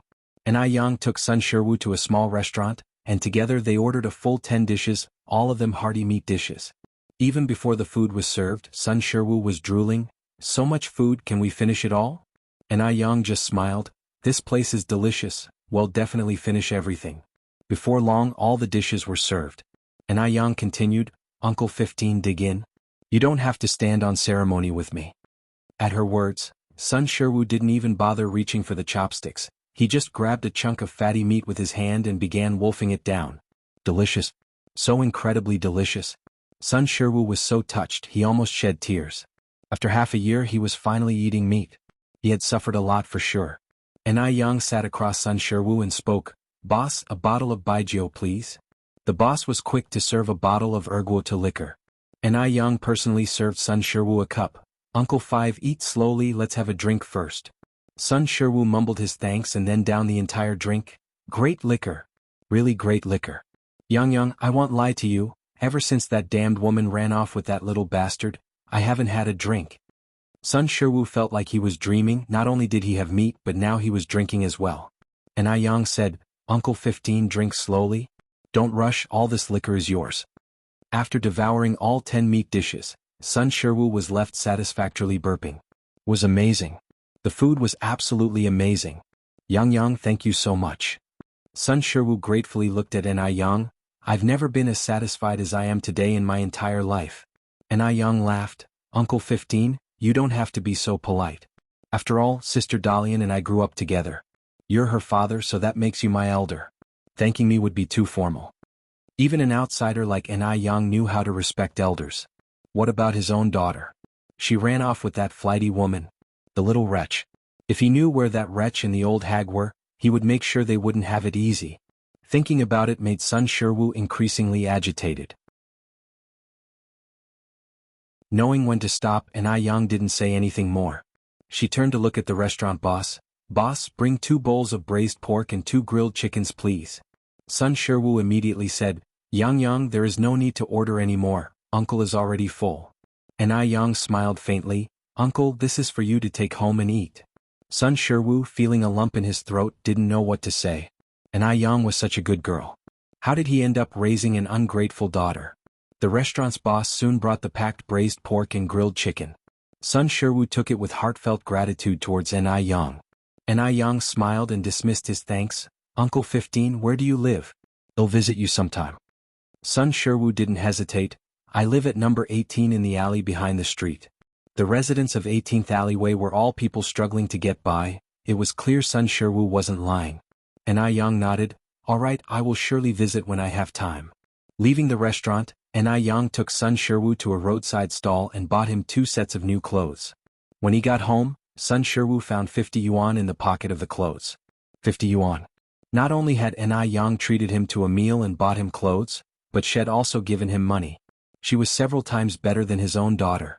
Thinking of Sun Dalian and Li Shu, Sun Shiwa's eyes filled with a vengeful glare. Wait and see, you wretches. One day he will ensure their painful demise. As night slowly deepened, Sun Chuanxiang anxiously waited in the courtyard. She had no idea if those 2 had succeeded yet. They should have been successful, right? After all, Yang was just a young girl, and the 2 she had sent were robust men.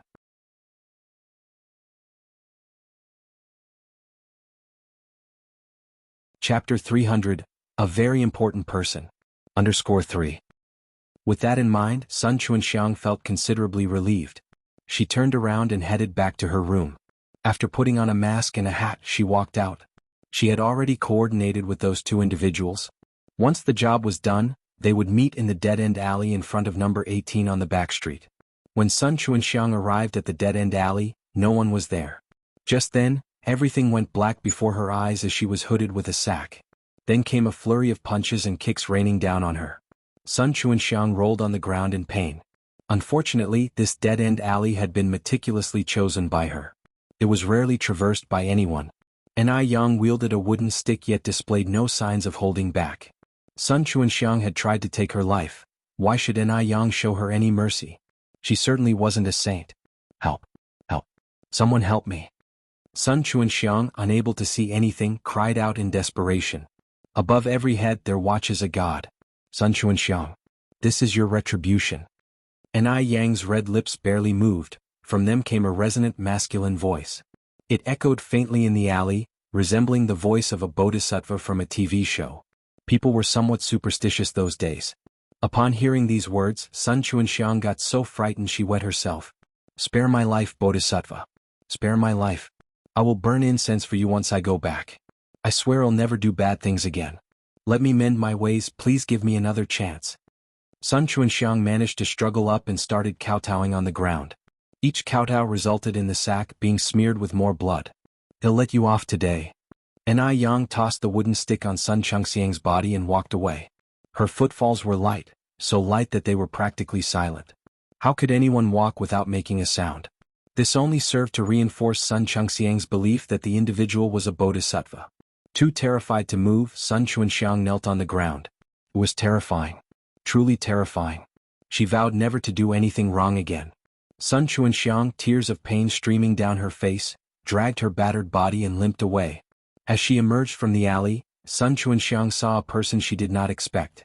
Yang. It was March and she was wearing a beige cheongsam with a dark blue coat draped over. Her hair was half tied up with a blue hairpin matching the coat.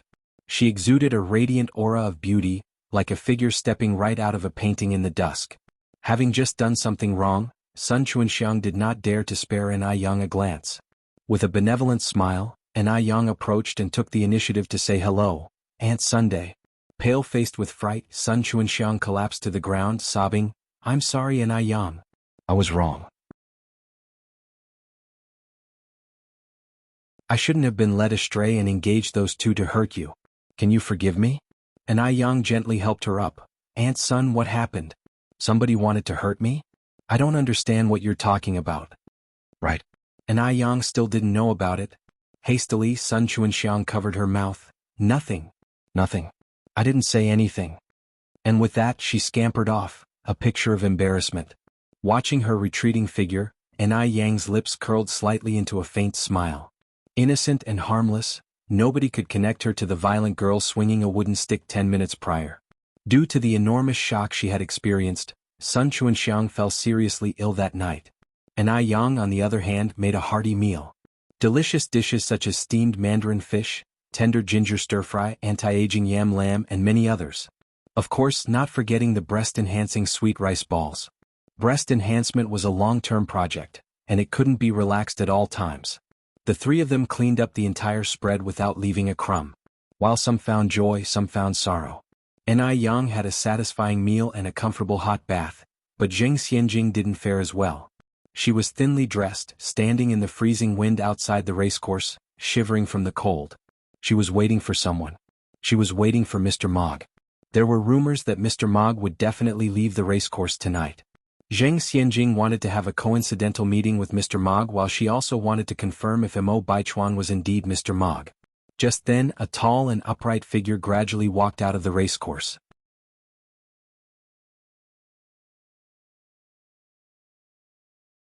Chapter 301. A very important person. _4. He was dressed in a black trench coat, a subtly glowing cigarette dangling from the corner of his mouth. His chiseled features concealed in the darkness of the night were somewhat elusive, but his entire being radiated a sense of mystery and elegance. It was Mr. Mog. Was him. Emotions surged in Zheng Xianjing. Quickly, she brushed her wind-blown hair hastily. But in the next second, her smile froze on her lips. Wasn't that Mo Qishan? Could it be possible that Mo Qishan was actually Mr. Mog? If Mo Qishan was indeed Mr. Mog, then how could she explain what happened last time? Before Zheng Xianjing could react further, two more figures slowly emerged from the darkness. That was Mo Baichuan. Relief washed over Zheng Xianjing. She had known all along that a useless man like Mo Qishan couldn't possibly be Mr. Mog. The real Mr. Mog must be Mo Baichuan. Ignoring Li Xianxian, Zheng Xianjing walked directly up to Mo Baichuan. Brother Baichuan. Xianjing, why are you still here this late? Mo Baichuan frowned slightly. Zheng Xianjing was 6 years younger than Mo Baichuan. Plus, the Mo and Zheng families had always been close. Hence, she and Baichuan had practically grown up together and shared a sentimental bond. Mo Baichuan had always treated Zheng Xianjing like a younger sister. Zheng Xianjing continued, our car broke down and the driver has gone to get it repaired. Could you give me a ride home, Brother Baichuan? As she finished her sentence, she gently pulled Baichuan's sleeve, looking like a helpless kitten. With her decent looks, this gesture only heightened her appeal. Li Xianxian, standing next to Mo Baichuan, was left grinding her teeth in irritation. She was a woman. Couldn't she see what Zheng Xianjing was trying to do? How shameless. She, the legitimate girlfriend, was standing right next to Mo Baichuan, yet this little wench Zheng Xianjing had the audacity to flirt with him. Had Zheng Xianjing stopped considering her the official girlfriend at all? Let's go. He'll take you home. Mo Baichuan cast a glance at Zheng Xianjing. Thank you, Brother Baichuan. Zheng Xianjing sidestepped Li Xianxian, reaching out to hold on to Baichuan's arm directly. Zheng Xianjing had no fear of Li Xianxian. Li Xianxian was just an unwanted orphan, not worth Zheng Xianjing's consideration at all. When it was time to board the car, Li Xianxian made the first move, opening the front passenger seat and hopping in, leaving the back seat to Zheng Xianjing. Once her seat belt was fastened, Li Xianxian turned to Mo Baichuan, demonstrating her understanding. Baichuan, a guest is a guest. Why don't we drop Xianjing off at home first? Mo Baichuan nodded in agreement. What a considerate guest. Zheng Xianjing looked at the back of Li Xianxian's head, narrowing her eyes slightly. It turned out she had underestimated Li Xianxian. This woman was much more cunning than she had imagined. The jeep sped along the highway when a black sedan whisked past them. The car window was half open, and for a moment, Zheng Xianjing thought she spotted a familiar profile. Was it Mo Qishan? By the time Zheng Xianjing looked up, the black car had already disappeared. She must have seen wrong. The car that had just sped past was a luxury imported car. Even the Zheng family didn't have the means to acquire such a vehicle. Could a small fry like Mo Qishan afford one? With that thought in mind, Zheng Xianjing's eyes filled with contempt once more. In fact, Zheng Xianjing was right. The man in the car was indeed Mo Qishan. The driver was Wu Daming. Sixth brother, You won't be leaving again after this trip, will you? Mo Qishan flicked his cigarette lazily. Who knows? Has your family's house been built yet? Wu Daming shook his head. It's under construction. Expected to be completed by June.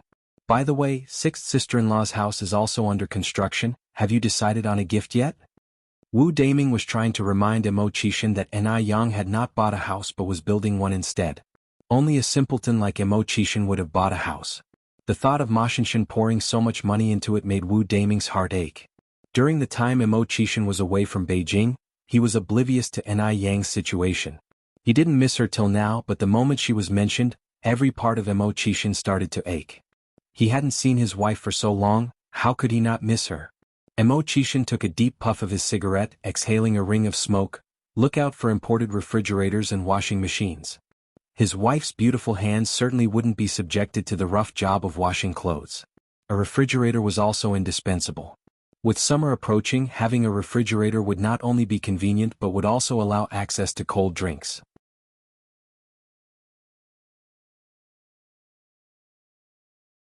Chapter 302, A Very Important Person. _5. After some thought, Mo Qishan added, also keep an eye out for window units. In this era, air conditioning did not exist yet, but window units did. A window unit functioned in the same way as an air conditioner and was its predecessor. However, it was a self-contained unit that provided cooling but not heating. During this time, window units were generally imported from our country and were pricey. Ordinary households could only afford to look on from a distance. Even wealthy families needed to use their connections to get one. However, Mo Qishan could easily obtain as many of these units as he wanted by simply asking for them. Understood, Brother Six. Wu Daming nodded, then asked, Brother Six, where will we be heading tonight? Mo Qishan rubbed his temples, showing signs of fatigue. Let's go back to the manor. Wu Daming had originally planned to discuss the house matter further with Mo Qishan. Seeing Mo Qishan's fatigue, however, he decided against it. The noodle restaurant and milk tea shop were still doing an excellent business with daily profits being quite substantial. This instilled in Yang the idea of opening more branches. If you want to multiply money, opening more branches is essential. Sticking to the status quo means never earning more. Although Yang did not have a lot of extra cash, she did have enough to buy a shop. Yang walked down the street and cast her gaze on Sun Chengxiang's sour fish stall. While Sun Chengxiang's pickled fish noodles were not tasty, their reputation for deliciousness had already spread in the vicinity. With Yang's shop often experiencing long queues, Sun Chengxiang managed to earn some money every day. But if a shop was opened directly across from Sun Chengxiang's stall, would people still go to her noodle stall? Yang had no intention of letting Sun Chengxiang off easily. Yang gave a slight smile and turned to walk towards the opposite shops. There is a row of shops here. Some were in business and some vacant shops were for lease. Yang took a fancy to two adjacent shops. One of the shops was 65 square meters, and the other was 20 square meters. The larger one would be used to sell sour fish, while the smaller one would sell milk tea. Just as Yang was surveying the surroundings, an elderly man with white hair approached her and asked softly, Young lady, are you thinking of buying these two shops? Yang nodded, Yes, old man. Upon hearing this, the old man immediately became agitated and shook his head, repeatedly saying, You can't buy them, absolutely not. These two shops mustn't be bought. Yang asked curiously, Why not? The old man whispered, Young lady, let me tell you, these two shops are notorious. Before you there have been 3 buyers, they sold fruits, clothes and even rice, but they all ended up closing. These shops have bad feng shui. Yang smiled slightly, Thank you for your warning, old man. But my luck is very strong. Don't worry, I will be fine. Even though she had gone through reincarnation, Yang still didn't believe in feng shui. Even if someone gave you a place with excellent feng shui, if you don't know how to do business, you would still end up closing in the end. Everything is up to oneself. In this world there are only useless people, there are no useless things. Upon hearing her words, the old man could only shake his head and sigh, Not taking advice from seniors, you'll suffer in front of your eyes. Yang didn't mind the old man's words. She paid over 40,000 yuan and got the property certificate. The other shop owners around looked at Yang coming out after paying, as if they were looking at a fool. Why does that young girl look so familiar? I think she does look familiar. Is she the boss who sells the pickled vegetable noodles? It looks like it's her. It's a pity though. She has such a good business and yet she bought 2 cursed shops. When her business dies she won't even know why. Young people these days sure have guts. Yang didn't care about their regretful words and continued walking calmly. Suddenly a familiar voice rang out from behind. Yang. Was it my imagination? Yang's steps faltered. She turned around and looked back. Mo Chishan was standing under the sunlight, smiling gently at Yang. Under the sunlight, his eyes were as deep as the sea, shining like they had their own light. It wasn't an illusion. Yang gave a slight smile, her dimples barely showing on her cheeks. She walked quickly towards Mo Chishan. Brother Mo, it really is you. I thought I heard wrong.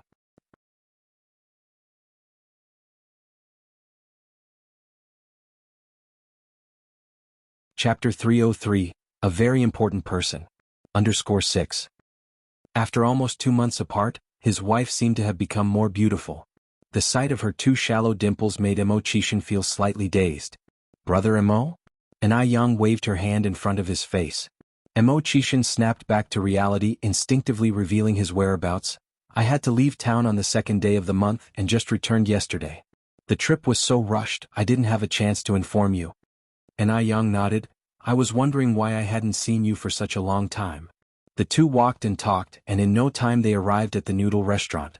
It was break time, so there were no clients lining up outside the noodle restaurant. Yang asked, Brother Mo, have you eaten? Shall I cook noodles for you? Sure.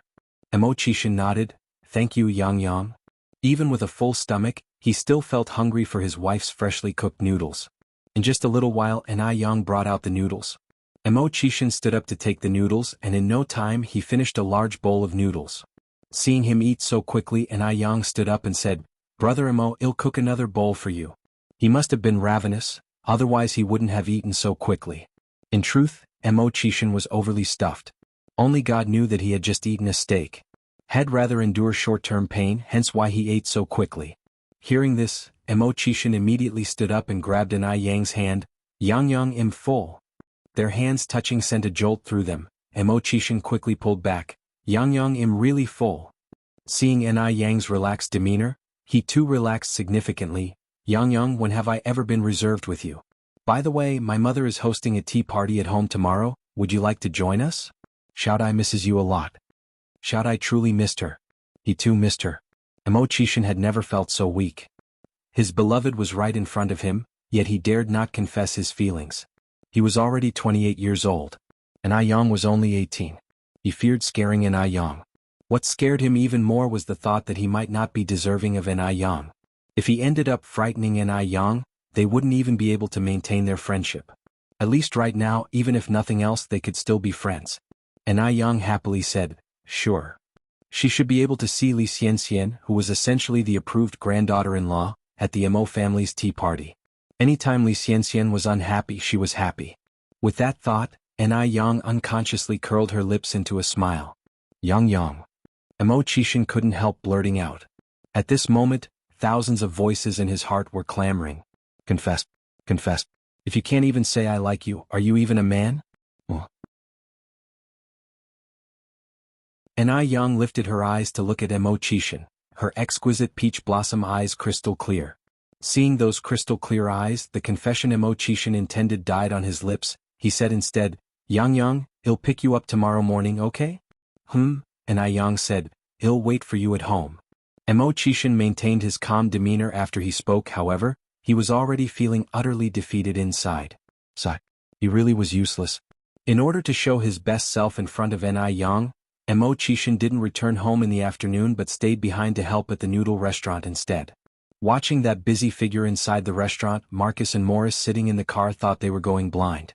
It was one thing to have seen Mo Chishan pouring wine and handing out cigarettes to a bunch of workers at the noodle restaurant last time, but this time, why was he even doing menial work? Regardless of pursuing his wife, he shouldn't have to demean himself like this, right?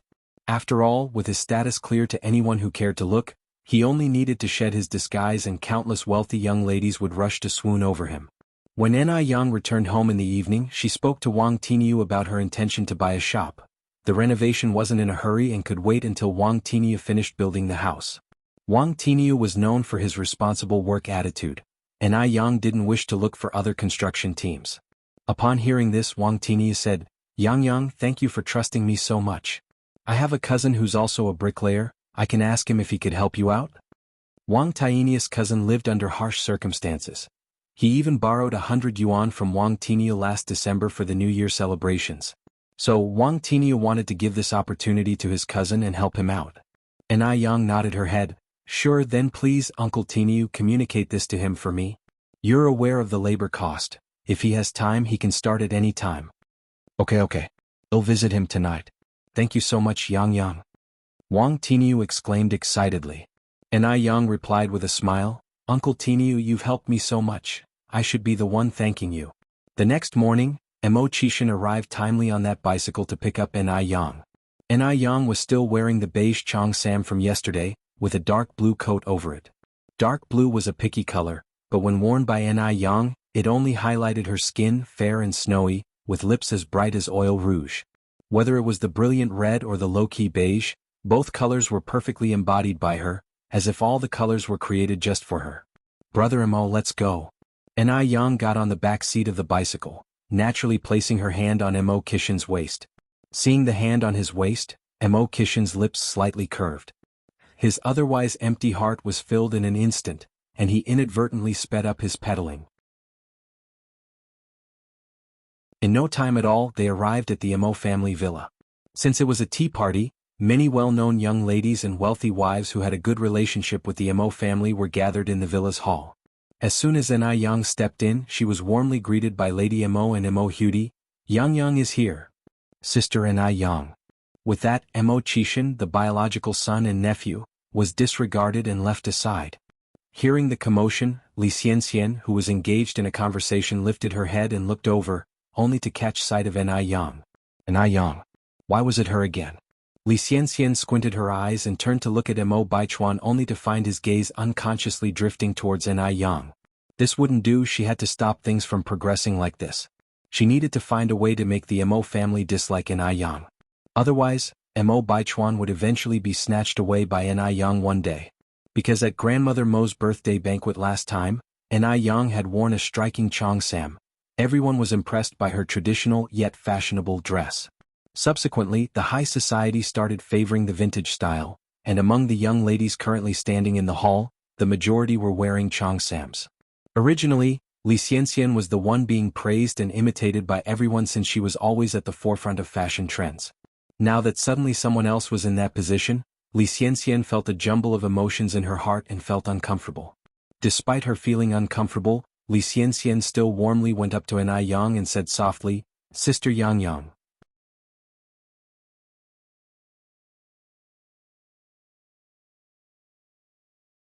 Chapter 304. Defeating Xianxia, gaining little fangirls _1 Xianxia was still at the forefront of fashion today.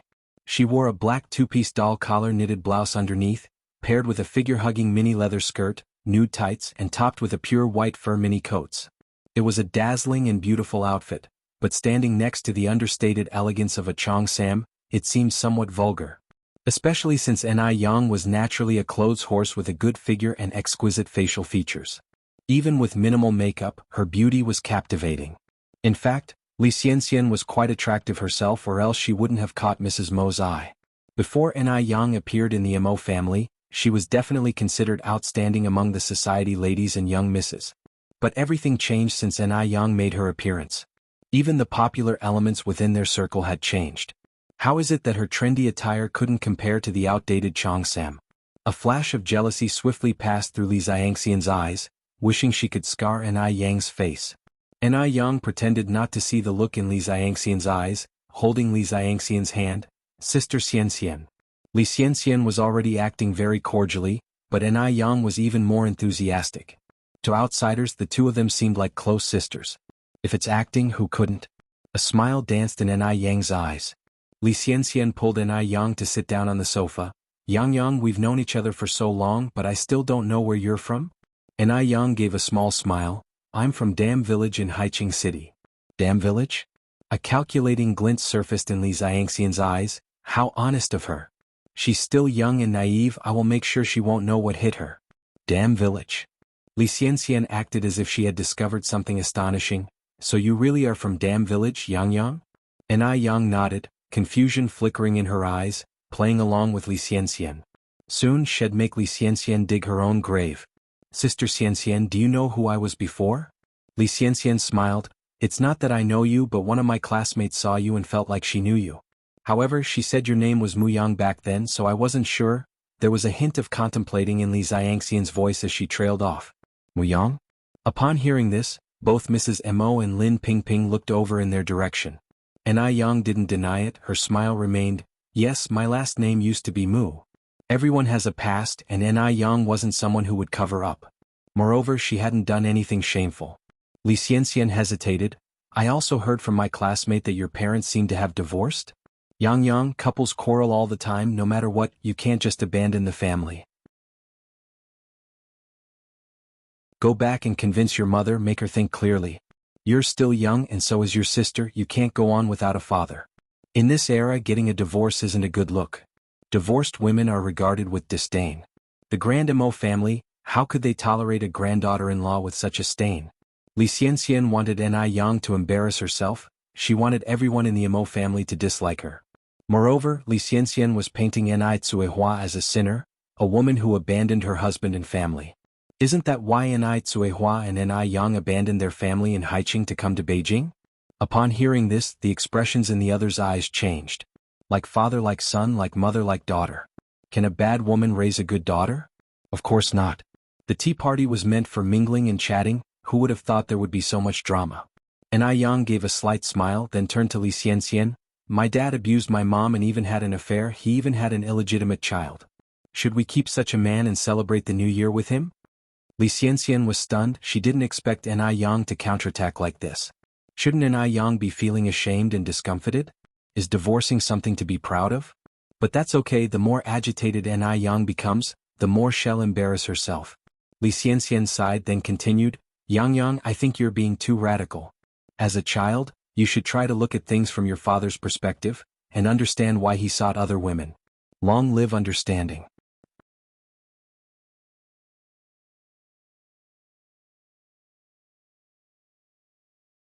Chapter 305. Defeats Xianxia, gains younger female fans understanding? Yang's expression remained unchanged. How do you think I should understand, Sister Xianxia? Xianxia hesitated and continued, I heard it was because my aunt couldn't have a son, so my uncle sought someone else. We can't entirely blame my uncle, after all, a male child is the lifeline of a family. My uncle did wrong out of desperation for a son, no matter what, he is your father. As children we should acknowledge our parents no matter what, even if they committed murder. Actually, Yang, I really envy you. Your parents are still together, unlike me. I don't even know what my parents look like. By the end of her sentence, Xianxia's eyes had reddened. She made it seem like Yang was oblivious to her good fortune. At the same time, her words successfully painted Yang as an unfilial daughter who did not recognize her biological father. Mo Baichuan on the side took a sip of tea, the corner of his mouth twitching into a slight smile. He was interested in seeing how Yang would resolve this crisis. Xianxia was well educated, while Yang was merely a country girl. No matter how skillful Yang was in arguing, she couldn't beat Xianxia. Sister Xianxia, you're really noble, tolerating even something like this. Yang's expression was mild, and her lips held a faint smile, seemingly unperturbed by Xianxia's words. Xianxia continued, actually this is not a big deal. Besides, we girls should obey our fathers when we're home and our husbands when we're married. At that time, China had only recently been freed. Many people still held this outdated submit to the father at home, and husband when married mentality. Gender equality was a thing of the future.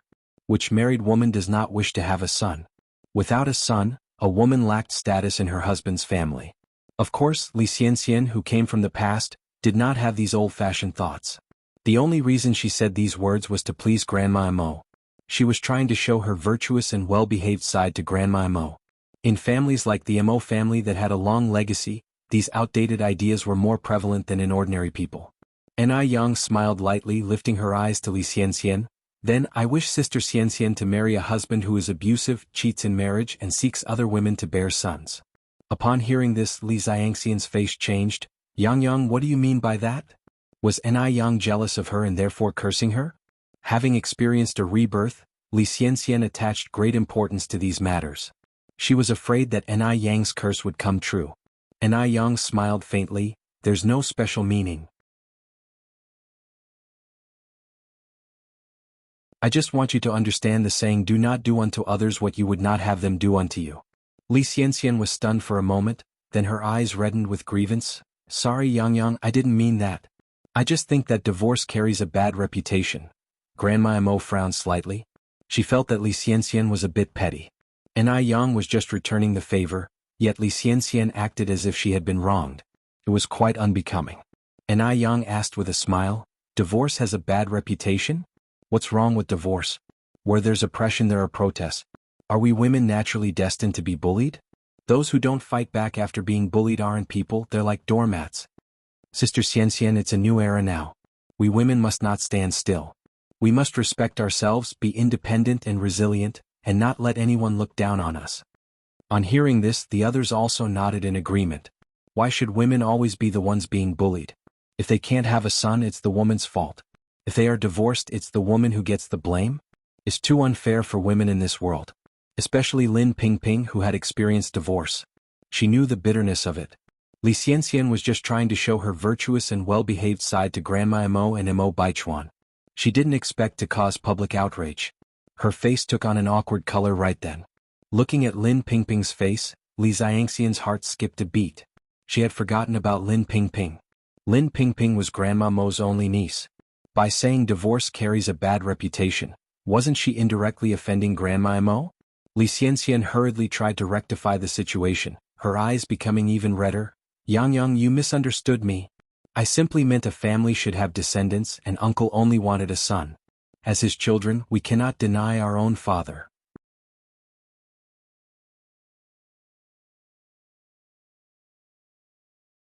Chapter 306.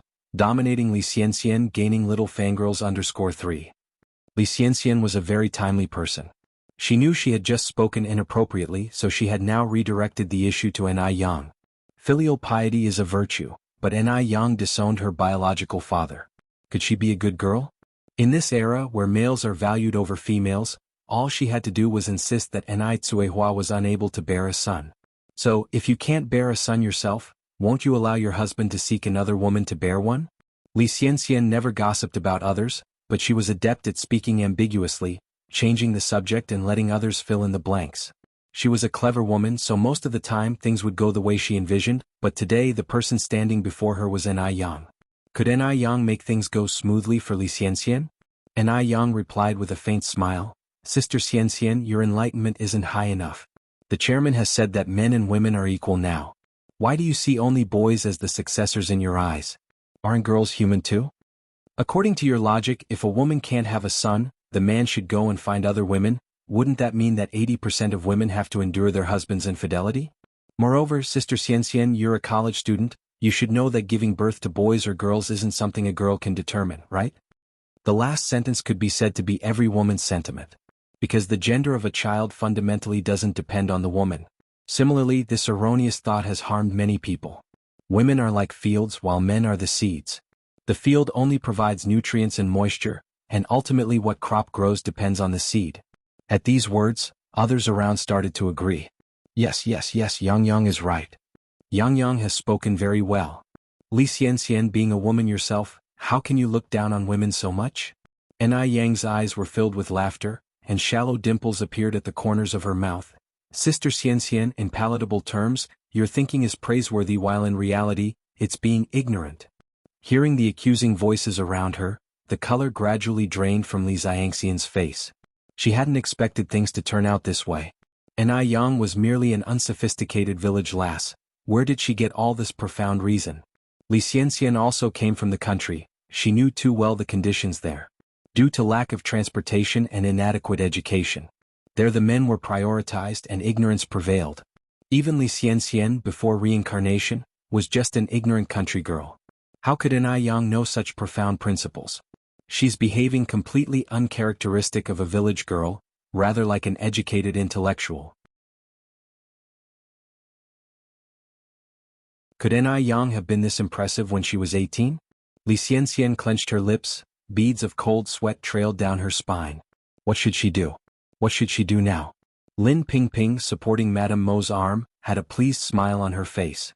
She knew that Ni Yang wasn't someone to be trifled with.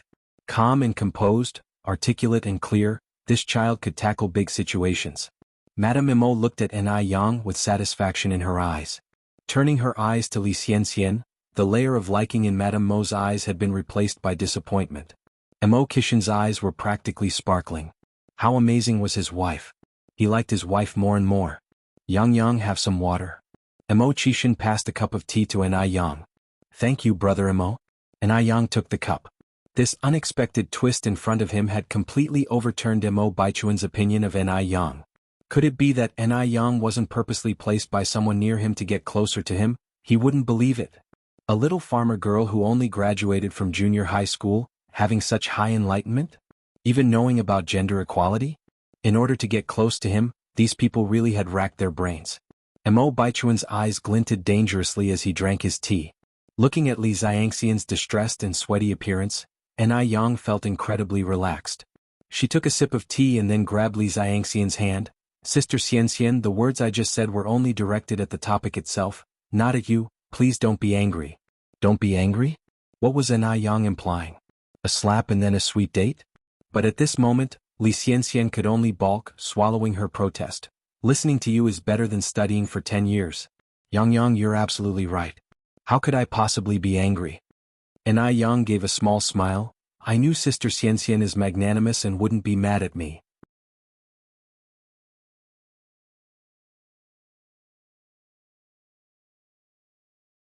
Chapter 307. Defeating Li Xianxian, gaining little fangirls _4. Li Xianxian managed to keep a smile on her face, though she was so angry that her fingertips were shaking. Oh! Ni Yang exclaimed in surprise. Sister Xianxian, why is your hand shaking? She did it on purpose. Ni Yang absolutely did it on purpose. As Li Xianxian looked up, she met Ni Yang's peach blossom eyes overflowing with laughter. The corners of her mouth lifted in a faint dimple. It was blinding. Ni Yang feigned concern. Sister Xianxian, are you not wearing enough clothes? Killing Li Xianxian would be easy. But Ni Yang didn't want her to die so easily. Because boiling a frog in warm water was more fun. At that moment, old lady Mo spoke up. I think Xianxian is feeling unwell. Baichuan, you should take Xianxian to rest first. Old lady Mo was no fool. Could she not see through Li Xianxian's thoughts? Li Xianxian should take this opportunity to reflect on herself. Hearing this, Li Xianxian's face turned from slightly pale to ashen. Old lady Mo's words seemed caring on the surface, but they were, in reality, driving her away from the Mo family. Li Xianxian never imagined that things would turn out this way. The person who should have been driven out of the Mo family should have been Ni Yang. Why was it her? Though Li Xianxian was utterly unwilling, she had no choice but to maintain a decorous and graceful front. Any further fuss would only be counterproductive. Thank you for caring, Grandma. I do feel a bit of a headache. Then I will leave first. Li Xianxian rose to her feet, her face pale, her body shaky. It was pitiful to watch. Old lady Mo nodded. Go. Baichuan rose to his feet, following Li Xianxian's steps. He took an extra glance at Ni Yang before leaving, but Ni Yang remained nonchalant about him helping Li Xianxian home. Baichuan curled his lips. She was playing quite the part. Once Li Xianxian left, the atmosphere lightened considerably. Everyone was chatting and laughing. These wealthy ladies were normal folks after all. With Ni Yang's vast experiences, it was effortless to communicate with them. She even gained a little admirer. The little admirer was Li Yanran, a 19-year-old freshman. She admired Ni Yang to the fullest. Yang, are you really from the countryside? Yanran asked curiously. Ni Yang knew she meant no harm and nodded with a smile. Yes. You are incredible. Yanran exclaimed excitedly. You have no idea how awful Li Xianxian's face looked just now. Initially, Yanran thought Ni Yang was just a beautiful face. She didn't expect such a powerful spirit concealed beneath that gorgeous surface. She was simply a role model for modern women. If the term goddess existed in this era, Ni Yang would undoubtedly be the unrivaled goddess in Yanran's heart. Ni Yang modestly touched her nose. I'm just average. Yanran clung to Ni Yang's arm. Yang, you're too humble. Let me tell you, I've been disliking Li Xianxian for a long time. She's sour, always tries to show off in public and acts differently behind our backs. She's so fake. And all she does is disgrace our Li family. Before Yang could answer, Yanran continued, Yang, where do you live? Can I visit you in the future? Of course, Yang wouldn't refuse a kind social invitation, and she nodded with a smile. Of course, I live at 58 Jinghua Village. Yanran said, we live in Wanxing Villa, Block 68. You should come and visit me when you have time as well. For the entire afternoon, Yanran stuck to Yang. It was hard for Mo Qixin to even say a word to Yang. Fortunately, Yanran was a girl. Otherwise, Mo Qixin would have thought Yanran was taking a liking to his wife. Only when the tea party finally ended and Yanran left was Mo Qixin able to chat with Yang. After the tea party ended, Yang bid old lady Mo farewell, preparing to go home. The duty of sending Yang home naturally fell on Mo Qixin. The same familiar bicycle. Yang sat on the back seat, her lips curved in a faint smile, her dimples shallow. The setting sun stretched their shadows long. Brother Mo, stop at the vegetable market up ahead. I want to buy some groceries to take home. Okay. This was Mo Qixin's first time visiting the vegetable market. Although it was winter, the smell inside was less than pleasant. Mo Qixin was tall and lanky, with handsome features adorned with a touch of elegance. Standing in the bustling vegetable market, he attracted a lot of attention. Countless young women stole glances at him, their eyes gleaming with curiosity.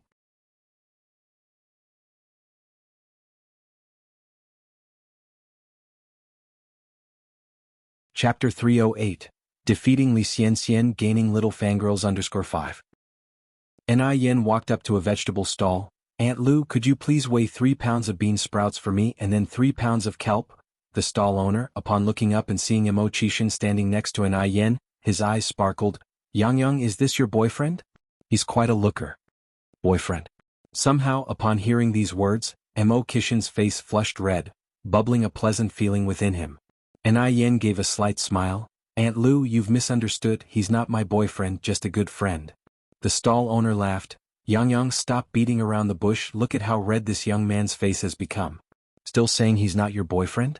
Hearing this, Yen decided not to explain any further. The more she explained, the more unclear it became. But why was Mo Qixin's face so red? As a grown man, his skin seemed too thin. Yen then went with Mo Qixin to buy some beef, lamb and pork. She bought a lot, at least 3 pounds to start off with. Mo Qixin, intrigued, asked, Yang, can you finish all this? Yen replied, I'm planning to go to Guangguan tomorrow, so I'm buying a bit more. It's inconvenient for my mom to go grocery shopping with the kids. Going to Guangguan? What time is your train?